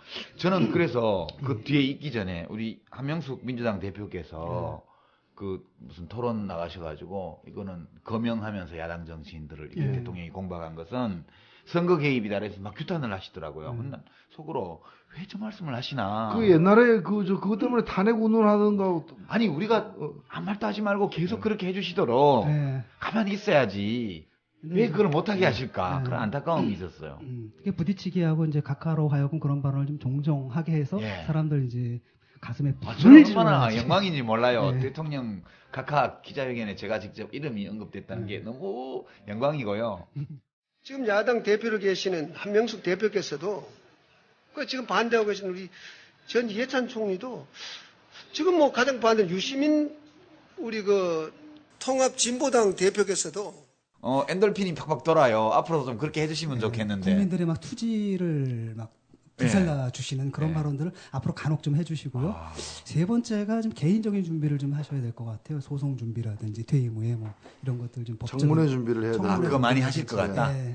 그건 좋은 거 아니에요? 청문회 나가실 준비나 혹은 이제 기소되어서 법정 공방을 할 준비를 하게 되면 거기 시간을 많이 빼앗기셔서 그리고 새로운 사업을 못 시작하시지 그렇죠. 않을까. 그리고 또 잠을 좀 푹 주무셨으면 좋겠습니다. 그러니까 각하는 이제 깨어 계신 것 자체가 일단 사회적 비용으로 좀 들어가는 측면이 많거든요. 그래서 일단은 이분이 잠을 안 주무세요. 그래가지고 제가 그때부터 이게 문제다라고 제가 지적을 했는데 좀 이번에 좀 잠 좀 푹 주무시고 그랬으면 좋겠다. 사실 당을 떠나서 역대 대통령들이 임기 마지막 해에 자신이 소속된 이른바 집권 여당으로부터 탈당한 일들이 반복이 되어 왔습니다. 이게 상당히 안타까운 정치사였는데 이명박 대통령은 그럴 뜻이 없어 보이고 또 박근혜 비대위원장도 그러지 않겠다 그러고 그리고 제가 볼 때도 탈당 안 할 것 같아요. 왜냐하면은 과거의 대통령들은 그래도 탈당함으로써 뭔가 좀 수습될 거라는 기대감이 있었거든.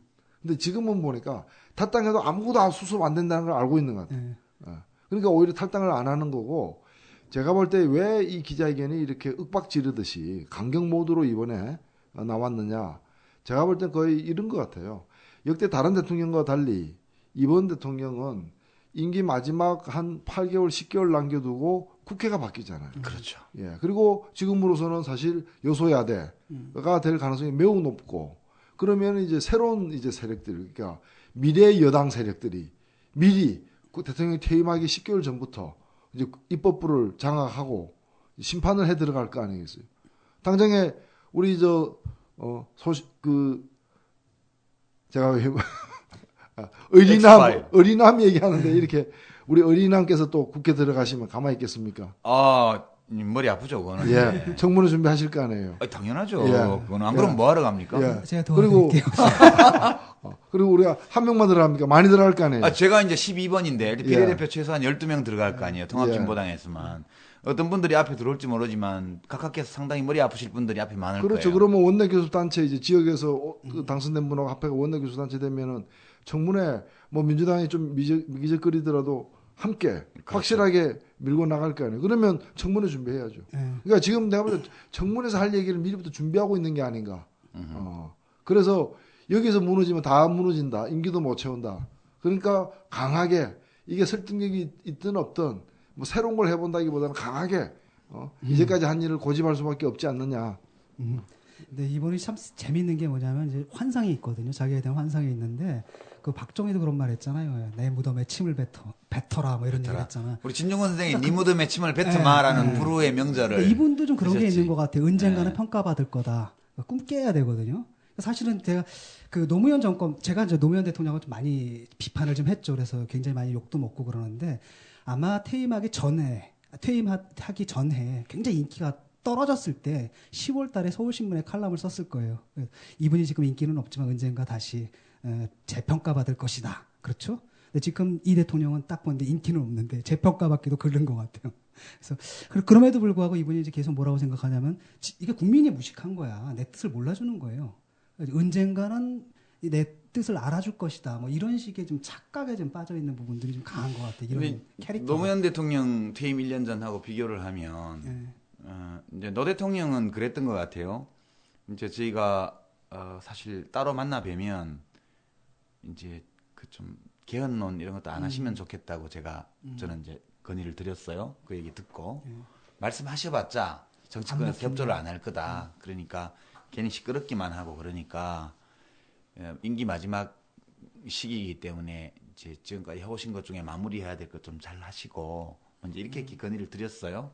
근데 그때 노무현 대통령 말씀이 그래도 이 문제가 있으니까 이야기는 해놓고 가야 될 거 아니냐 그런 거예요. 뭐 죽어도 이걸 하겠다가 아니고 이 문제가 있으니 대통령으로서 이 문제를 느끼고 있는데 어떻게 말을 안 하고 떠나느냐. 그러니까 이 문제가 있다는 얘기는 하겠다 일단.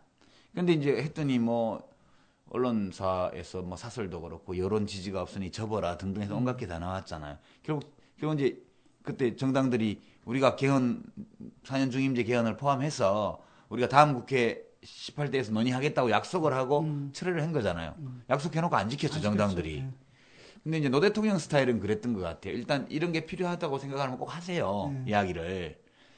연구도 하고 하시는데 했다가 되게 안 좋으면 분위기가 또 이렇게 테러를 모색을 해서 정치권하고 타협해서 문제의식은 공유하되 또 이제 그 뒤로 넘겨서 이제 넘겨주고 당신은 발을 빼시고 이런 게 많았어요. 꽤 대연정도 그랬고 뭐 여러 대연정 제안도 그랬고 이제 스타일이 약간 그런 스타일이었어요. 고집이 있으신데 제안하고 주장해 보다가 이거 중요한데 그래도 영 안 되면 할 수 없지 뭐. 그러고 또 이렇게 바꾸고 그런 거 아니겠어요? 부안도 핵폐기장 하려다가 처음에 잘못 판단해서 굉장히 저항이 심하니까 나중에 빼서 주민투표식으로 다르게 갔고 뭐 제주 해군기지도 처음에 화순항이 전라남도가 아니고 이게 제주 화순항이 있어요.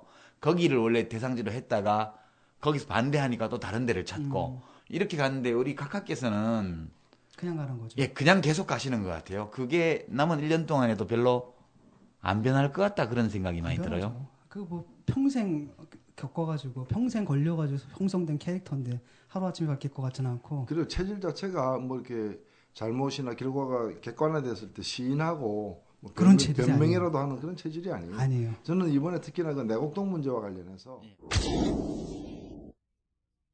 사죄에 관련돼서 말씀을 드리자면 경험 문제가 매우 중요시 된다고 해서 사실 좀 제가 앞으로 살아갈 집인데도 불구하고 사실 소홀히 좀 했습니다. 제대로 챙기지를 못한 것이 그것이 이런 문제를 일으켰다. 저는 이렇게 생각합니다. 어쩌면 그건 뭐 전적으로 제 탓이다 이렇게 생각을 합니다. 내곡동은 그것 때문에 물러난 이제 경호실 그 실장이 그 뭐 월간지에서도 이제 인터뷰에서 밝혔지만은 대통령이 찍었다는 거 아니에요? 예, 직접 찍었고 가서 다 현장 가서 갔다고 그래서 했고. 대통령이 직접 대통령을 모시고 그 현장 가가지고 대통령이 보고서 또 우리가 그 방면에 사실은 청와대에 있는 누구보다도 전문가시죠. 예, 전문가시잖아요. 해봐서 아시잖아요. 집장사, 땅장사, 부동산 많이 기획해 그 분야야말로 정말 전공 해보셔서 분야죠. 아는. 네, 저희가 인정하는. 예, 인정해요. 근데 그 과정에서 사실은 이제 이 법을 위반해서 이 청와대 자금을 가지고 그 자기 그 개인 집을 갖다가 사는데 썼던 거 아니에요. 그러면 이게 사실 독일 같으면 대통령이 10번도 사임해야 될. 그럼요. 바로 사임이죠. 이번에 독일 대통령 사임했는데 그게 원래 그 이자 없는 식으로 융자한 거. 그것 때문에 지금 사임한 거 아니에요? 그런데 이 문제와 관련해 가지고 내곡동 사건과 그 관련해서 자기가 미처 챙기지 못한 잘못이 있다는 거예요. 뭘 자기가 다 챙겨? 자기가 잘못했는데 자기가 챙기지 못한 그건 그러니까 측근 비리를 생각하면 할 말이 없고 가슴이 답답하다 이거하고 똑같은 거지. 자기가 다 임명한 사람들 아니야 반대를 무릅쓰고. 지금 청와대 수석만 3명이고 모두 다 해서 16명인가가 지금 감옥 간 사람이. 예. 이게 옛날 같으면 기소되고 연루된 사람들이 우리나라도 저기 이슬람 국가처럼 태형 이런 거 도입을 할 필요가 있어요. 아니 안 돼요, 그거는.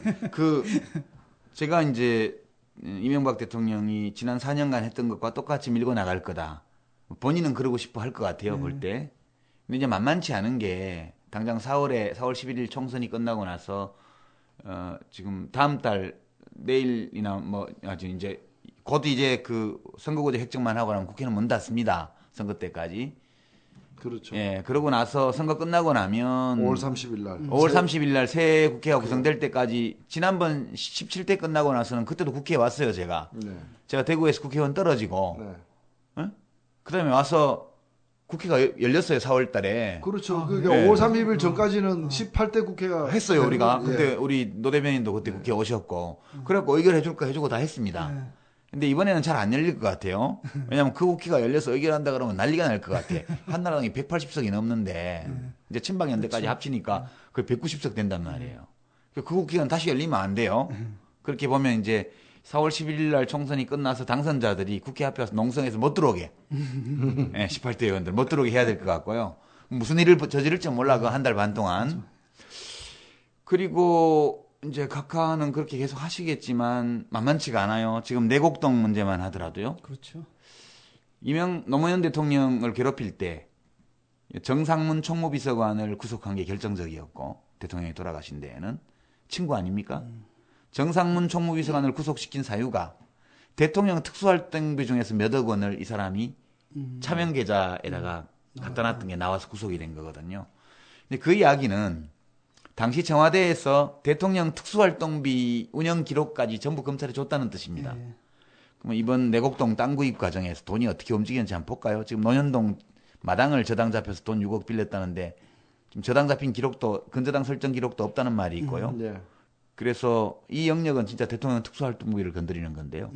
만약 그 사저를 땅을 구입하는 데나 이런 일들에 대통령 직무수행에 관련되는 특수활동비가 쓰였다면 이건 그 국고횡령에 곧바로 해당되는 범죄 행위입니다. 정상문 비서관이 구속된 거하고 똑같은 사유예요. 그거 비롯해서 지금 천안함도 국정조사 해야 됩니다. 저는 그렇게 생각합니다. 예, 천안함도 국정조사 해야 되고요. 그 밖에도 지금 4대강 한미 FTA도 그 예, 협상 과정에서 재협상 과정이요. 재협상 과정에서 우리 국민들에게 제대로 밝히지 예. 않았던 문제라거나 또는 그 이 협상 외국과의 어떤 협상의 어떤 여러 가지 수칙들을 예. 지키지 않았던 문제, 뭐 번역, 통역 뭐 이런 문제들 많습니다. 사실. 4대강 야, 오렌지 국정조사. 정권인데 어떻게 그 번역문에 그렇게 오류가 많아가지고. 예, 4대강 국정조사도 해야죠. 예. 그러니까 이렇게 일단 4월이 지나서 5월 말에 새 국회가 만들어지고 나면 곧바로 각하께서 밀어붙이기 어려운 여러 가지 일들이 생기실 거고요. 우리 생각에는 우리 야당들이 대통령 선거가 이루어지기 전까지 이 대통령께서, 이명박 대통령께서 새로운 일을 시작하실 수 없도록 많이 분주하게 만들어드리지 않으면 국가가 더, 국민이 더 어려워질 것 같다. 그렇죠. 그래서 그 뭐 통합진보당이 며칠 전에 우리 저 유시민 그 의리남께서 이렇게 또 발표를 하셨습니다. 그렇죠. 정치 보복을 위한 게 아닙니다. 정의를 세우기 위한 거지. 19대 국회 개원 즉시에 이명박 정부 9대 국정문란 진상조사 특위를 구성하겠다. 그 9가지 한번 쭉 나열해 보시죠. 그래서 제1소위가 이제 권력형 비리, 제2소위는 경제질서 문란, 제3소위는 남북관계인데 제1소위 권력형 비리에는 많습니다. 이게 지금 9가지나 되네요. 내곡동 땅 투기, 친인척 측근 비리, 저축은행 사태, 저축 많이 했나요? 자원 외교 비리, 그 다음에 제2소위에는 한미 FTA, 4대강 종합 편성채널 종편, 제3소위는 남북관계 경색 및 파탄, 그리고 천안함 침몰. 이래서 모두 9가지입니다. 이게 최소한 9가지. 19대 국회 진짜 처음부터 엄청 바쁠 것 같아. 이거는 선택이 아니고 필수입니다. 예. 근데 제가 국회 가야 되는데. 종편은 좀 잘 된 거 아닌가? 이분들 좀 망해가는 것 같던데. 그것도 역행보살 잘못하면. 지금 그 얘기가 나오죠. 한 회사당 1,000억 원 정도의 적자가 첫 해에 날 거라고. 오, 이야. 그래서 원더풀. 그래서 저 같은 경우에는 이제 이런 건 좀 이렇게 권장해도 되지 않느냐. 이게 자기들이 자멸의 길을 가는데. 야 만세 이런 거고 우리 홍세화 선생 부활라 그거죠. 러시아만 하면 우라 이런 거고, 독일어를 하면 뭐냐? 독일어는 뭐지? 몰라. 잊어버렸어요. 다 잊어버렸어 나도. 뭐 그런 거에 해당되는 감탄사를 유발하는 사안입니다. 이것도 역시 종편 조중동을 키우려고 했는데 종이까지 다 같이 망하는 게 아닌가 이런 걱정 때문에 우리가 건전한 언론 발전을 위해서 국정조사 해야 될 것 같아요. 검찰 쪽도 문제가 되지 않겠어요? 나중에 이제 정권 바뀐 다음에 검찰은 곧바로 입법을 해야죠. 네, 왜냐하면 너무나 말도 안 되는 기소들이 많았거든요. 지금. 그래서 아예 상식적으로 이해가 안 되는. 이제까지 뭐 안이 없어서 못한 건 아닙니다. 사실은. 근데 이제는 중수부 대검 중수부 없애고요. 그게 사실은 이제 검찰을 하나의 권력화해가지고 그걸로 이제 협잡하는 기구거든요. 사실은. 저기 오세훈이 아니고 누구야? 오세훈 밑에 있던 국정원장 원세훈. 원세훈. 갑자기 오세훈이 왜 떠올라? 원세훈 국정원장이 위법 행위를 잘 하는 분이에요. 제가 보기에는 법에 어긋나는 일을 굉장히 많이 하셨거든요. 검사들을 혹시 도청해 놓은 기록이 없을까? 그런 생각을 좀 해봐요. 그게 있으면 죽이는데. 또 엑스파일 사건 엑스파일 사건 재판받 저처럼 독수독과 이런. 그래서 제가 혹시 국정원장으로 가면 안 될까 전공 교체하고 나서. 잘하실 것 같은데. 제가 가면 죽이죠 아주. 그런 얘기도 좀 하고 싶고. 여하튼 할 일이 굉장히 많습니다. 많고 검찰에 대해서는 이명박 정부 들어와서 정치적 동기에 입각해서 저질러졌던 수많은 기소 사건들 다 이제 무죄가 나온 것들 그래서 문책 전부 다 해야 되고요. 기본적으로 문책은 해야 되고 그다음에 기소 독점권을 악용한 검찰의 이 그런 권력 오남용에 관해서는 제도적으로 막을 수 있는. 그래서 이 고위공직자들 비리수사처는 신설해서 검찰의 그것까지 이제 그 공소권을 갖다 독점함으로써 그걸 정치적으로 악용했던 사례를 관행을 또 완전 차단해야 됩니다. 큰일 났다. 내일 모레 글피 할 일 많네요 정말. 업로드 되고 나면 검찰에서 우리 둘을 내사 대상으로 바로 올릴 것 같은데 어떻게든 잡아넣자. 저는 호텔에 간 적 없습니다. 호텔이 문제가 아니고 그런 것 같은데 그래도 뭐 어쩔 수 없지 뭐 어떻게. 구더기 못 써서 잘못 담글 것도 아니고. 그리고 검찰이 제가 이제 일반 평검사도 좀 만나보니까 문제가 되는 사람은 그 요직에 있는 몇 명이에요. 일반 검사들은 옛날하고도 많이 다르고 이 민주 시민으로서 건강한 분들 많습니다. 서울역에 노무현 대통령 분향소 닷새 동안 운영했는데요.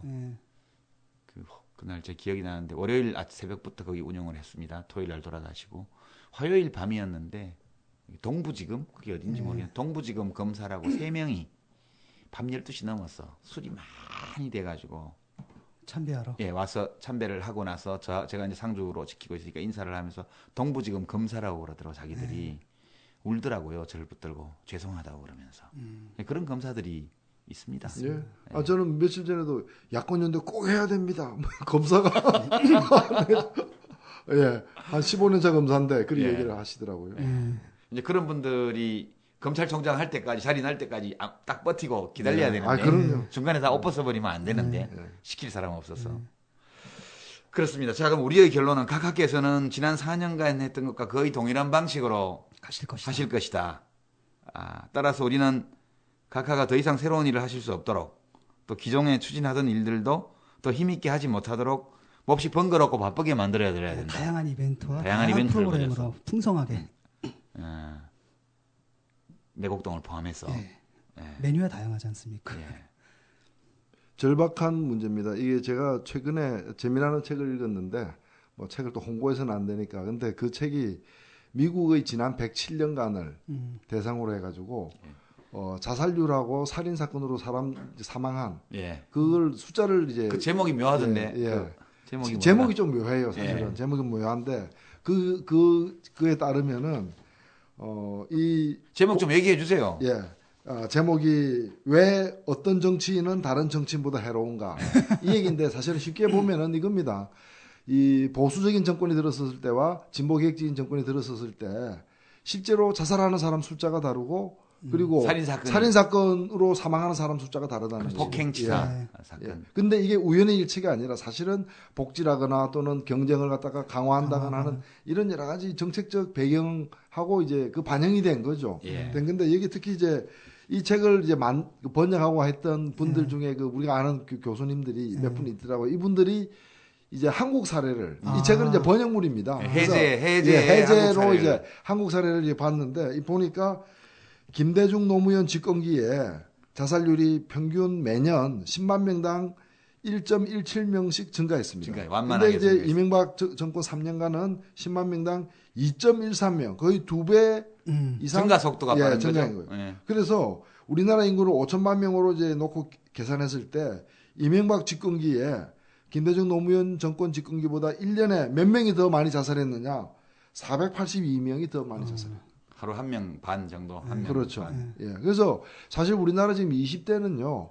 20대 사망 원인 중에 1위가 자살입니다. 자살이죠. 병으로 죽고 사고로 죽는 사람보다 스스로 목숨을 끊는 안타까운 일로 마감하는 경우가 더 많은 이 현실인데 이런 것이 우발적인 게 아니라 바로 이러한 정권. 그러니까 우리가 예를 들면 다음에 어떤 정권이 들어설 것인가 문제는 내가 다음 정권 하에서 죽을 확률이 높아질 거냐, 사망 위험률이 높아지느냐 낮아지느냐 관계 있는 거라는 거죠. 그래서 이거는 절박한 생존의 문제다. 그러니까 간단하게 정치적 취향의 문제가 아니다. 이거는 생활의 문제고 생존의 문제다. 이런 우리 인식이 필요한 겁니다. 자, 이제 정리를 한번 해보죠. 각하 밑에서 지금 만 4년을 보내고 1년을 남겨놓고 있습니다. 1년 동안 예측되는 상황을 짚어봤고, 우리들이 최악의 상황을 모면하기 위해서 부지런히 이벤트를 준비해야 된다. 각하를 위해서. 이런 점까지 이제 해봤습니다. 자, 이제 마지막 결론 부분에서 간단하게만 조금 의견을 나누고 오늘 마무리를 했으면 합니다. 각하가 영생하시지 않도록 하기 위해서 뭘 해야 될까? 지금 각하가 가시고 각하하고 똑같은 분이 또 오시면 굉장히 곤란하잖아요. 예. 각하의 자리에, 빈자리에, 각하가 곧 떠나실 자리에 각하와 비슷한 분이 또 오시는 일을 막기 위해서 우리들은 뭘 해야 하는가? 제가 먼저 말씀드릴까요? 일단은 뭐 지금 또 통합협상이 단일화 협상이 결렬됐다라고 하는데 일단은 그 진보 개혁 진영의 단결이 굉장히 중요하다고 생각을 합니다. 어떤 방식으로든 건 단결을 만들어내야 되고 그런데 제가 계속 강조하듯이 싱크리티즘이란 말 쉽게 말하면은 단결하는데 그냥 무조건 뭉쳐 우리를 중심으로 이런 식으로 해서는 절대로 안 됩니다. 오히려 힘 가진 사람들이 통 크게 양보를 해서 서로 윈윈할 수 있게 가야 되지. 그러기 위해서는 더 오히려 힘을 가진 세력들이 좀 뭐랄까 대폭적인 양보가 좀 필요하지 않나 이런 생각이 들어요. 그래서 모든 정치 세력들이 하나의 목표엔 동의할 겁니다. 쉽게 말하면 이번 정권은 도저히 안 된다. 이걸 또다시 한 번 반복할 수는 없다라는 데 대해서는 사회적 합의가 지금 거의 이루어져 있다고 생각합니다. 그리고 국민들이 또 그걸 바라고 있고요. 라고 한다면 이제 어떻게 단결할 거야 문제인데 옛날식의 단결들 그냥 우리가 수감하니까 너희들이 붙어 이런 식이 아니라 철저하게 뭐랄까 오히려 힘 가진 사람들이 훨씬 더 그 작은 정당들 하지만 훨씬 더 큰 사회적 대의를 대표하고 있는 그런 정당들에 대해서 많은 고려들을 좀 해줘야 될 것 같아요. 그래서 차이를 무시하는 게 아니라 차이를 유지하면서도 단결할 수 있는 방법들을 통해서 모색을 해야 될 것 같고 두 번째는 포지티브한 메시지를 던져야 된다고 생각해요. 지금은 어떤 분위기냐면 사실은 반 MB로 왔거든요. 각하덕입니다. 각하가 워낙 황당하고 워낙 이상한 짓을 많이 하셔가지고 사람들 지금 열불을 질러놨거든요. 그것 때문에 여기 왔는데 그거 가지고 불가능하다는 겁니다. 총선까지는 모르겠어요. 하지만 대선은 다르거든요. 분명히. 그럴 때 하나 포지티브한 메시지를 좀 던져야 된다는 생각이 듭니다. 그래서 아까 얘기했듯이 프로젝트 미래의 사회에 우리는 어떤 메시지를 던질 것인가. 각하는 747 던졌잖아요. 말도 안 되는 프로스펙트가 아니라 리트로스펙트지만 그걸 대체할 수 있는 뭔가 긍정적인 메시지 우리 사회의 문제점을 정확하게 봐서 그걸 해결할 수 있는 어떤 대안 같은 것들을 한 문장으로 딱 요약할 수 있는 그런 메시지를 던지고 그걸 중심으로 사회적 합의를 이뤄내는 것들이 지금 필요하다고 봅니다. 그걸 위해서 단지 이렇게 반 MB 전선만 강화할 게 아니라 뭐랄까 던져야 돼요. 지금 던져야 되는데 우리가 배워야 될 게 특히 안철수 현상인 것 같아요. 안철수 저는 뭐 정치적으로 그분한테 동의하지는 않습니다. 하지만 그분은 던졌거든요. 뭘 던졌냐면 지금 뭐냐 대기업 위주 그러다 보니까 트리클 다운 안 되니까 이 사회가 벌어졌는데 그러니까 낙수 효과가 없으니까. 근데 같이 그분이 얘기를 하는 건 무슨 분배를 재분배를 얘기하는 거 아니에요. 그분 좌파 아니거든요. 단지 공정한 룰만 얘기하거든요. 그럴 때 사실 중소기업이 잘 되고 애들 고용 문제가 해결되고 등등등 최소한 이런 아주 굉장히 구체적인 메시지를 던지고 계시단 말이죠. 거기에 어떤 그것에 못지않은 그런 식의 진보 측의 메시지가 지금 필요하지 않나 이런 생각이 듭니다. 이 두 가지만 말씀드리겠습니다. 예. 저는 이 사기는 또 당할 수 있다. 한번 사기 당했다고 해서 평생 면역이 되는 게 아니다라는 거죠. 우리가 간염 백신 한번 맞으면 되지만은 사기는 또 당할 수 있기 때문에 우리는 이런 또 사기꾼에게 농락당하지 않기 위해서 이제 투자를 해야 됩니다. 공부도 해야 되고 대충 보고 찍지 말고 오늘 당장 그럴듯한 얘기한다 그래서 그걸 넙석 받아들여서는 안 된다. 이제까지 어떻게 살아왔고 어떤 주장을 했고 어떤 철학인지 이런 걸 다 이렇게 따져봐야 된다고 봅니다. 그런 점에서 저는 정권 교체는 반드시 필요하다. 다만 정권이 교체만 되면 무조건 살판나고 좋아지느냐에 대해서도 우리는 좀 경각심을 가져야 된다. 그래서 저는 명품 가방 많이들 좋아하잖아요. 또 굉장히 비싸고 뭐 몇백만 한다면서요. 근데 가방 하나 마음에 드는 거 사기 위해서 몇백만 원, 물론 여유 있는 사람들이나 가능한 일이겠지만은 쓰기도 하는 게 이 세상인데 명품 정당 갖기 위해서 돈 얼마씩 투자하나? 안 하죠. 그렇잖아. 안 하잖아요. 명품 정치 보기 위해서 얼마씩 투자하나? 내 아들, 내 딸, 우리 가족들 삶을 결정하는 교육 문제, 뭐 환경 문제 다 결정하는 그런 게 정치인데 제대로 된 정치를 얻기 위해서 가방 하나 좋은 거 얻는 것보다 더 많은 투자하는 게 당연한 거 아니에요? 그러면 당에 가입해가지고 한 달에 10,000원씩 1년에 10만 원 내고 50년이면 500만 원이면 그 명품 하나 값밖에 더 하느냐 이거죠. 그래서 제대로 된 정치를 키워내는 것도 키워서 잡아먹어야죠. 키워서. 그래서 우리가 이제 뭐 요새 보면 식품도 유기농 식품 더 찾고 좀 돈 좀 더 써서라도 그 지갑은 비어 있지만 우리 애들에게 좋은 거 먹이자 그러는데 좋은 정치 먹이려면 그만큼 발품 더 많이 팔아야 되고 그만큼 더 노력을 해야 됩니다. 그래서 저는 이 어찌 정치 소비자로서 우리 주권자인 국민들도 더 나은 정치를 누리기 위해서 더 나은 또 사기 안 당하기 위해서 더 노력하실 필요가 있다. 좋은 더 많이 듣고 또 이것도 더 많이 좀 알리고 그리고 요새 들을 만한 좋은 것들 많지 않습니까? 그리고 우리 뭐 진중 선생님 또 강의에 특강하면 또 가서 또 듣고 우리 요새 팟캐스트 라디오에 이제 나는 꼼수다는 예능국이고요. 우리 저공비행은 교양국 소속이거든요. 일종의 EBS죠. 예, 뭐 텔레비전 방송으로 치면 우리 EBS 좀 되겠습니다. 근데 나는 꼼수다 같은 프로는 재미가 있죠. 저도 이제 잘 듣습니다만 폭로도 가끔 나오고 또 아주 재밌습니다. 장바닥에서 우리 얘기하는 것처럼. 근데 평소에 우리는 교양국 프로로 이렇게 쭉 해왔는데 현대사도 있고 그 안에는 어떤 한국 경제 구조에 대한 어떤 분석도 있고 또 핵발전에 대한 기술적인 설명도 나오고 다 나옵니다만 오늘은 다소 교양국 프로이지만 약간은 예능 같은 느낌으로 오늘 진행을 해봤어요. 처음부터. 처음으로. 예. 우리 청취자 여러분 마음에 드셨는지 모르겠는데요. 이제 두 분이 여러 좋은 말씀 주셨어요. 우리 진중권 선생은 진보개혁 진영의 단결과 그러면 앞으로 진도를 나갈 수 있는 진취적이고 건설적이고 긍정적인 메시지, 지향 이런 것들을 주셨고 노회찬 서신남께서는 그 참여의 중요성을 강조를 하셨습니다. 저는 뭐 두 분 말씀 그것만 다 지켜지면 잘 될 거라고 생각하고 저 개인적으로는 지금 지난 4년간 백수였는데 다시 4년 계약직을 어떻게 갈 수 없을까 고민 중인데. 꼭 하실 겁니다. 지금 이제 통합진보당 비례대표 12번이에요, 제가. 당원 찬반 투표에 가결되면 12번을 받게 되는데 이게 투표율을 어떻게 잡냐에 따라서 다르지만 최소한 한 400만 표 정도는 정당 지지표를 받아야 돼요. 좀 뭐 12번 되겠냐 이런 얘기 하시는 분도 계신데요. 근데 표가 2표거든요. 그래서 한 표는 지역구 후보, 통합진보당 후보가 있으면 찍고 없으면은 뭐 그다음 야권 단일 후보, 야권 단일 후보 찍고. 그다음에 두 번째 표 정당 투표는 이제 그냥 통합진보당 명품 가방 하나 사는 셈 치고 기본으로.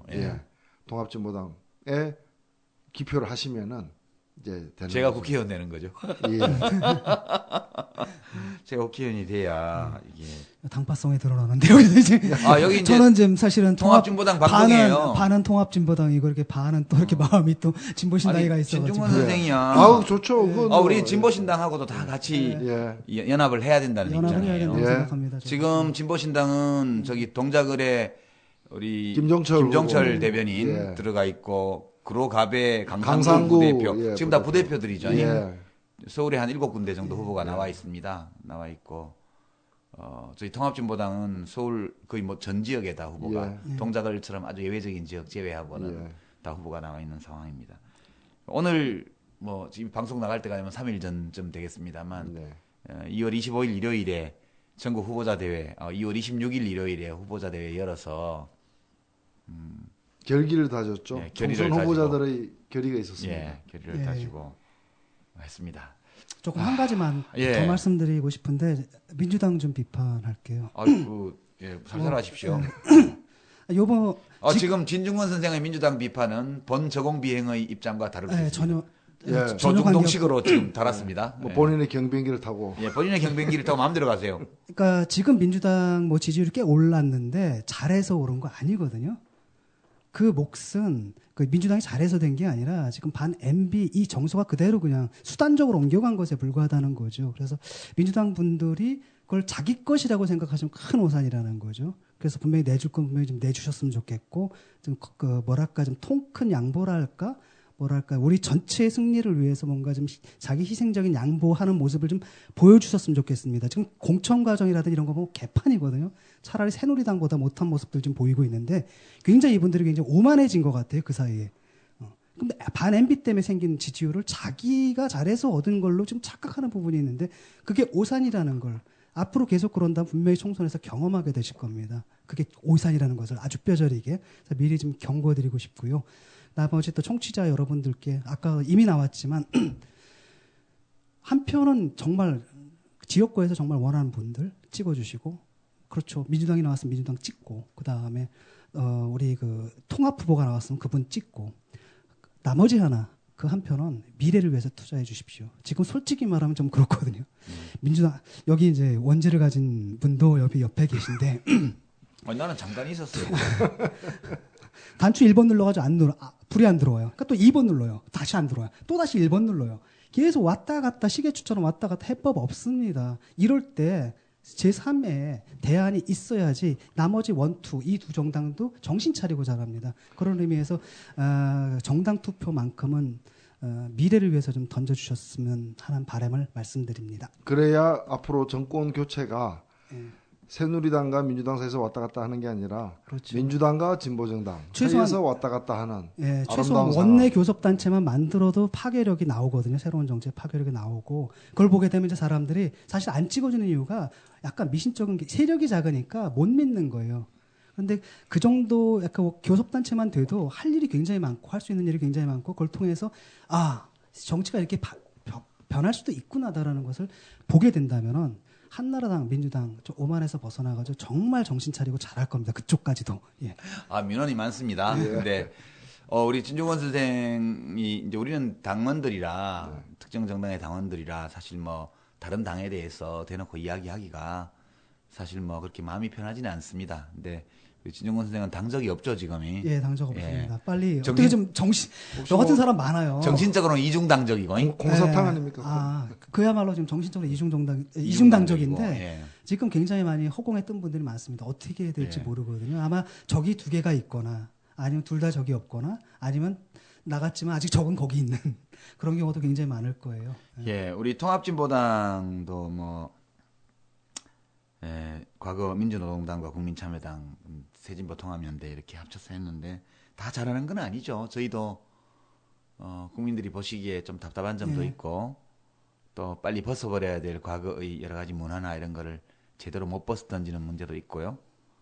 저희도 똑같은 사람들인데 아무리 대의명분에 입각해서 희생적으로 운동을 하고 정치를 해왔다 하더라도 우리 또한 완벽히 이 사적 욕망으로부터 사적 욕망이 거세된 그런 성인군자들은 아닙니다. 저희도 왜 못난 점, 부끄러운 점이 없겠습니까? 근데 저희는 그래도 지적받으면 해명을 하든가 반성을 하든가 또 고치기 위해서 노력하고 아직 그 큰 책임을 맡아본 적이 없기 때문에 그 책임을 다하기 위해서 어디까지 자신을 바꿔야 되는지에 대한 그런 학습도 좀 덜 된 면도 있고 그렇습니다. 많이 부족한 정당이죠. 부족한 정당이긴 해도 그래도 한 번쯤은 이제 기회를 주실 때가 되지 않았나 이런 말씀드리면서 막판에 민원이 많습니다만 우리 청취자 여러분들 들어보시고 한번 그런 참여, 정당에 참여하는 것, 야권 진보개혁 진영의 단결을 도모하는 것, 그리고 실제 권력을 바꿔내는 것, 이 모두 여러분들의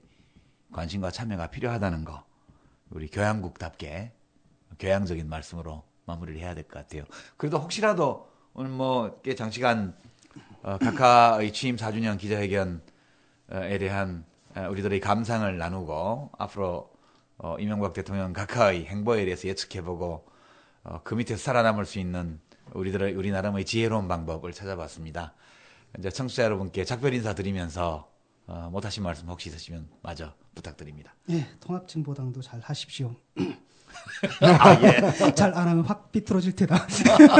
예, 우리도 잘못하면은 또 어떤 웬 비행기가 와서 폭격할지 모른다는 생각을 갖고 있습니다. 유시민 전 의원님과는 이제 더 이상 이제 싸우고 싶지 않거든요. 이제 싸울 일 없이 좀 잘하셔가지고. 난 싸운 적이 없어. 내가 일방적으로 얻어맞기만 했지. 얄미워 보면은 말씀 얼마나 얄밉게 하셨는데. 솔직히 내가 우리 진중권 선생한테 반격 한번 한 적이 있어요? 없지. 무시한 거지 그거야. 아니지. 무시한 게 아니고 하시는 네. 말씀이 논리적으로 옳기 때문에. 아니 뭐 옛날에 싸우던 거야. 시간 지나면 기억이 안 나잖아요. 나 다 잊어버렸어. 난 그때 만약 죽은 표 이렇게 말씀하실 때 이번에 내가 삐뚤어질 때다. 아니 우리 진중권 선생의 불후의 명작. 우리 노회찬 대표님은 노회찬과 삼성 엑스파일, 진보의 뭐 재탄생 이런 책도 있으시고 우리 진중권 선생은 책이 엄청 많지만 뭐 공저 크로스 이르기까지 미학 오디세이부터 해가지고 많지만 최고의 명저는 제가 보기에는 리무덤의 칭얼베트마. 그러니까 제가 읽다가 침대에서 3번 떨어졌다는 거예요. 떼굴떼굴 구르면서 웃느라고. 그런 명저를 또 앞으로 많이 남겨주시기를 저희 기대를 하고요. 예, 감사합니다. 예, 그럼 우리 막 비행기에서 뿌릴 겁니다. 그럼 이제 삐라는 이제 우리 진중권 선생 책을 찢어가지고 삐라로 만들어서 사방에 무차별 살포하도록 그렇게 하겠습니다. 오늘 나와주셔서 고맙습니다. 예, 감사합니다. 우리 저공비행 뒷좌석에 전방위 스나이퍼 우리 진중권 선생을 태우고 각하의 취임 4주년을 맞아서 청와대와 그 부속 건물을 한번 탐사해봤습니다.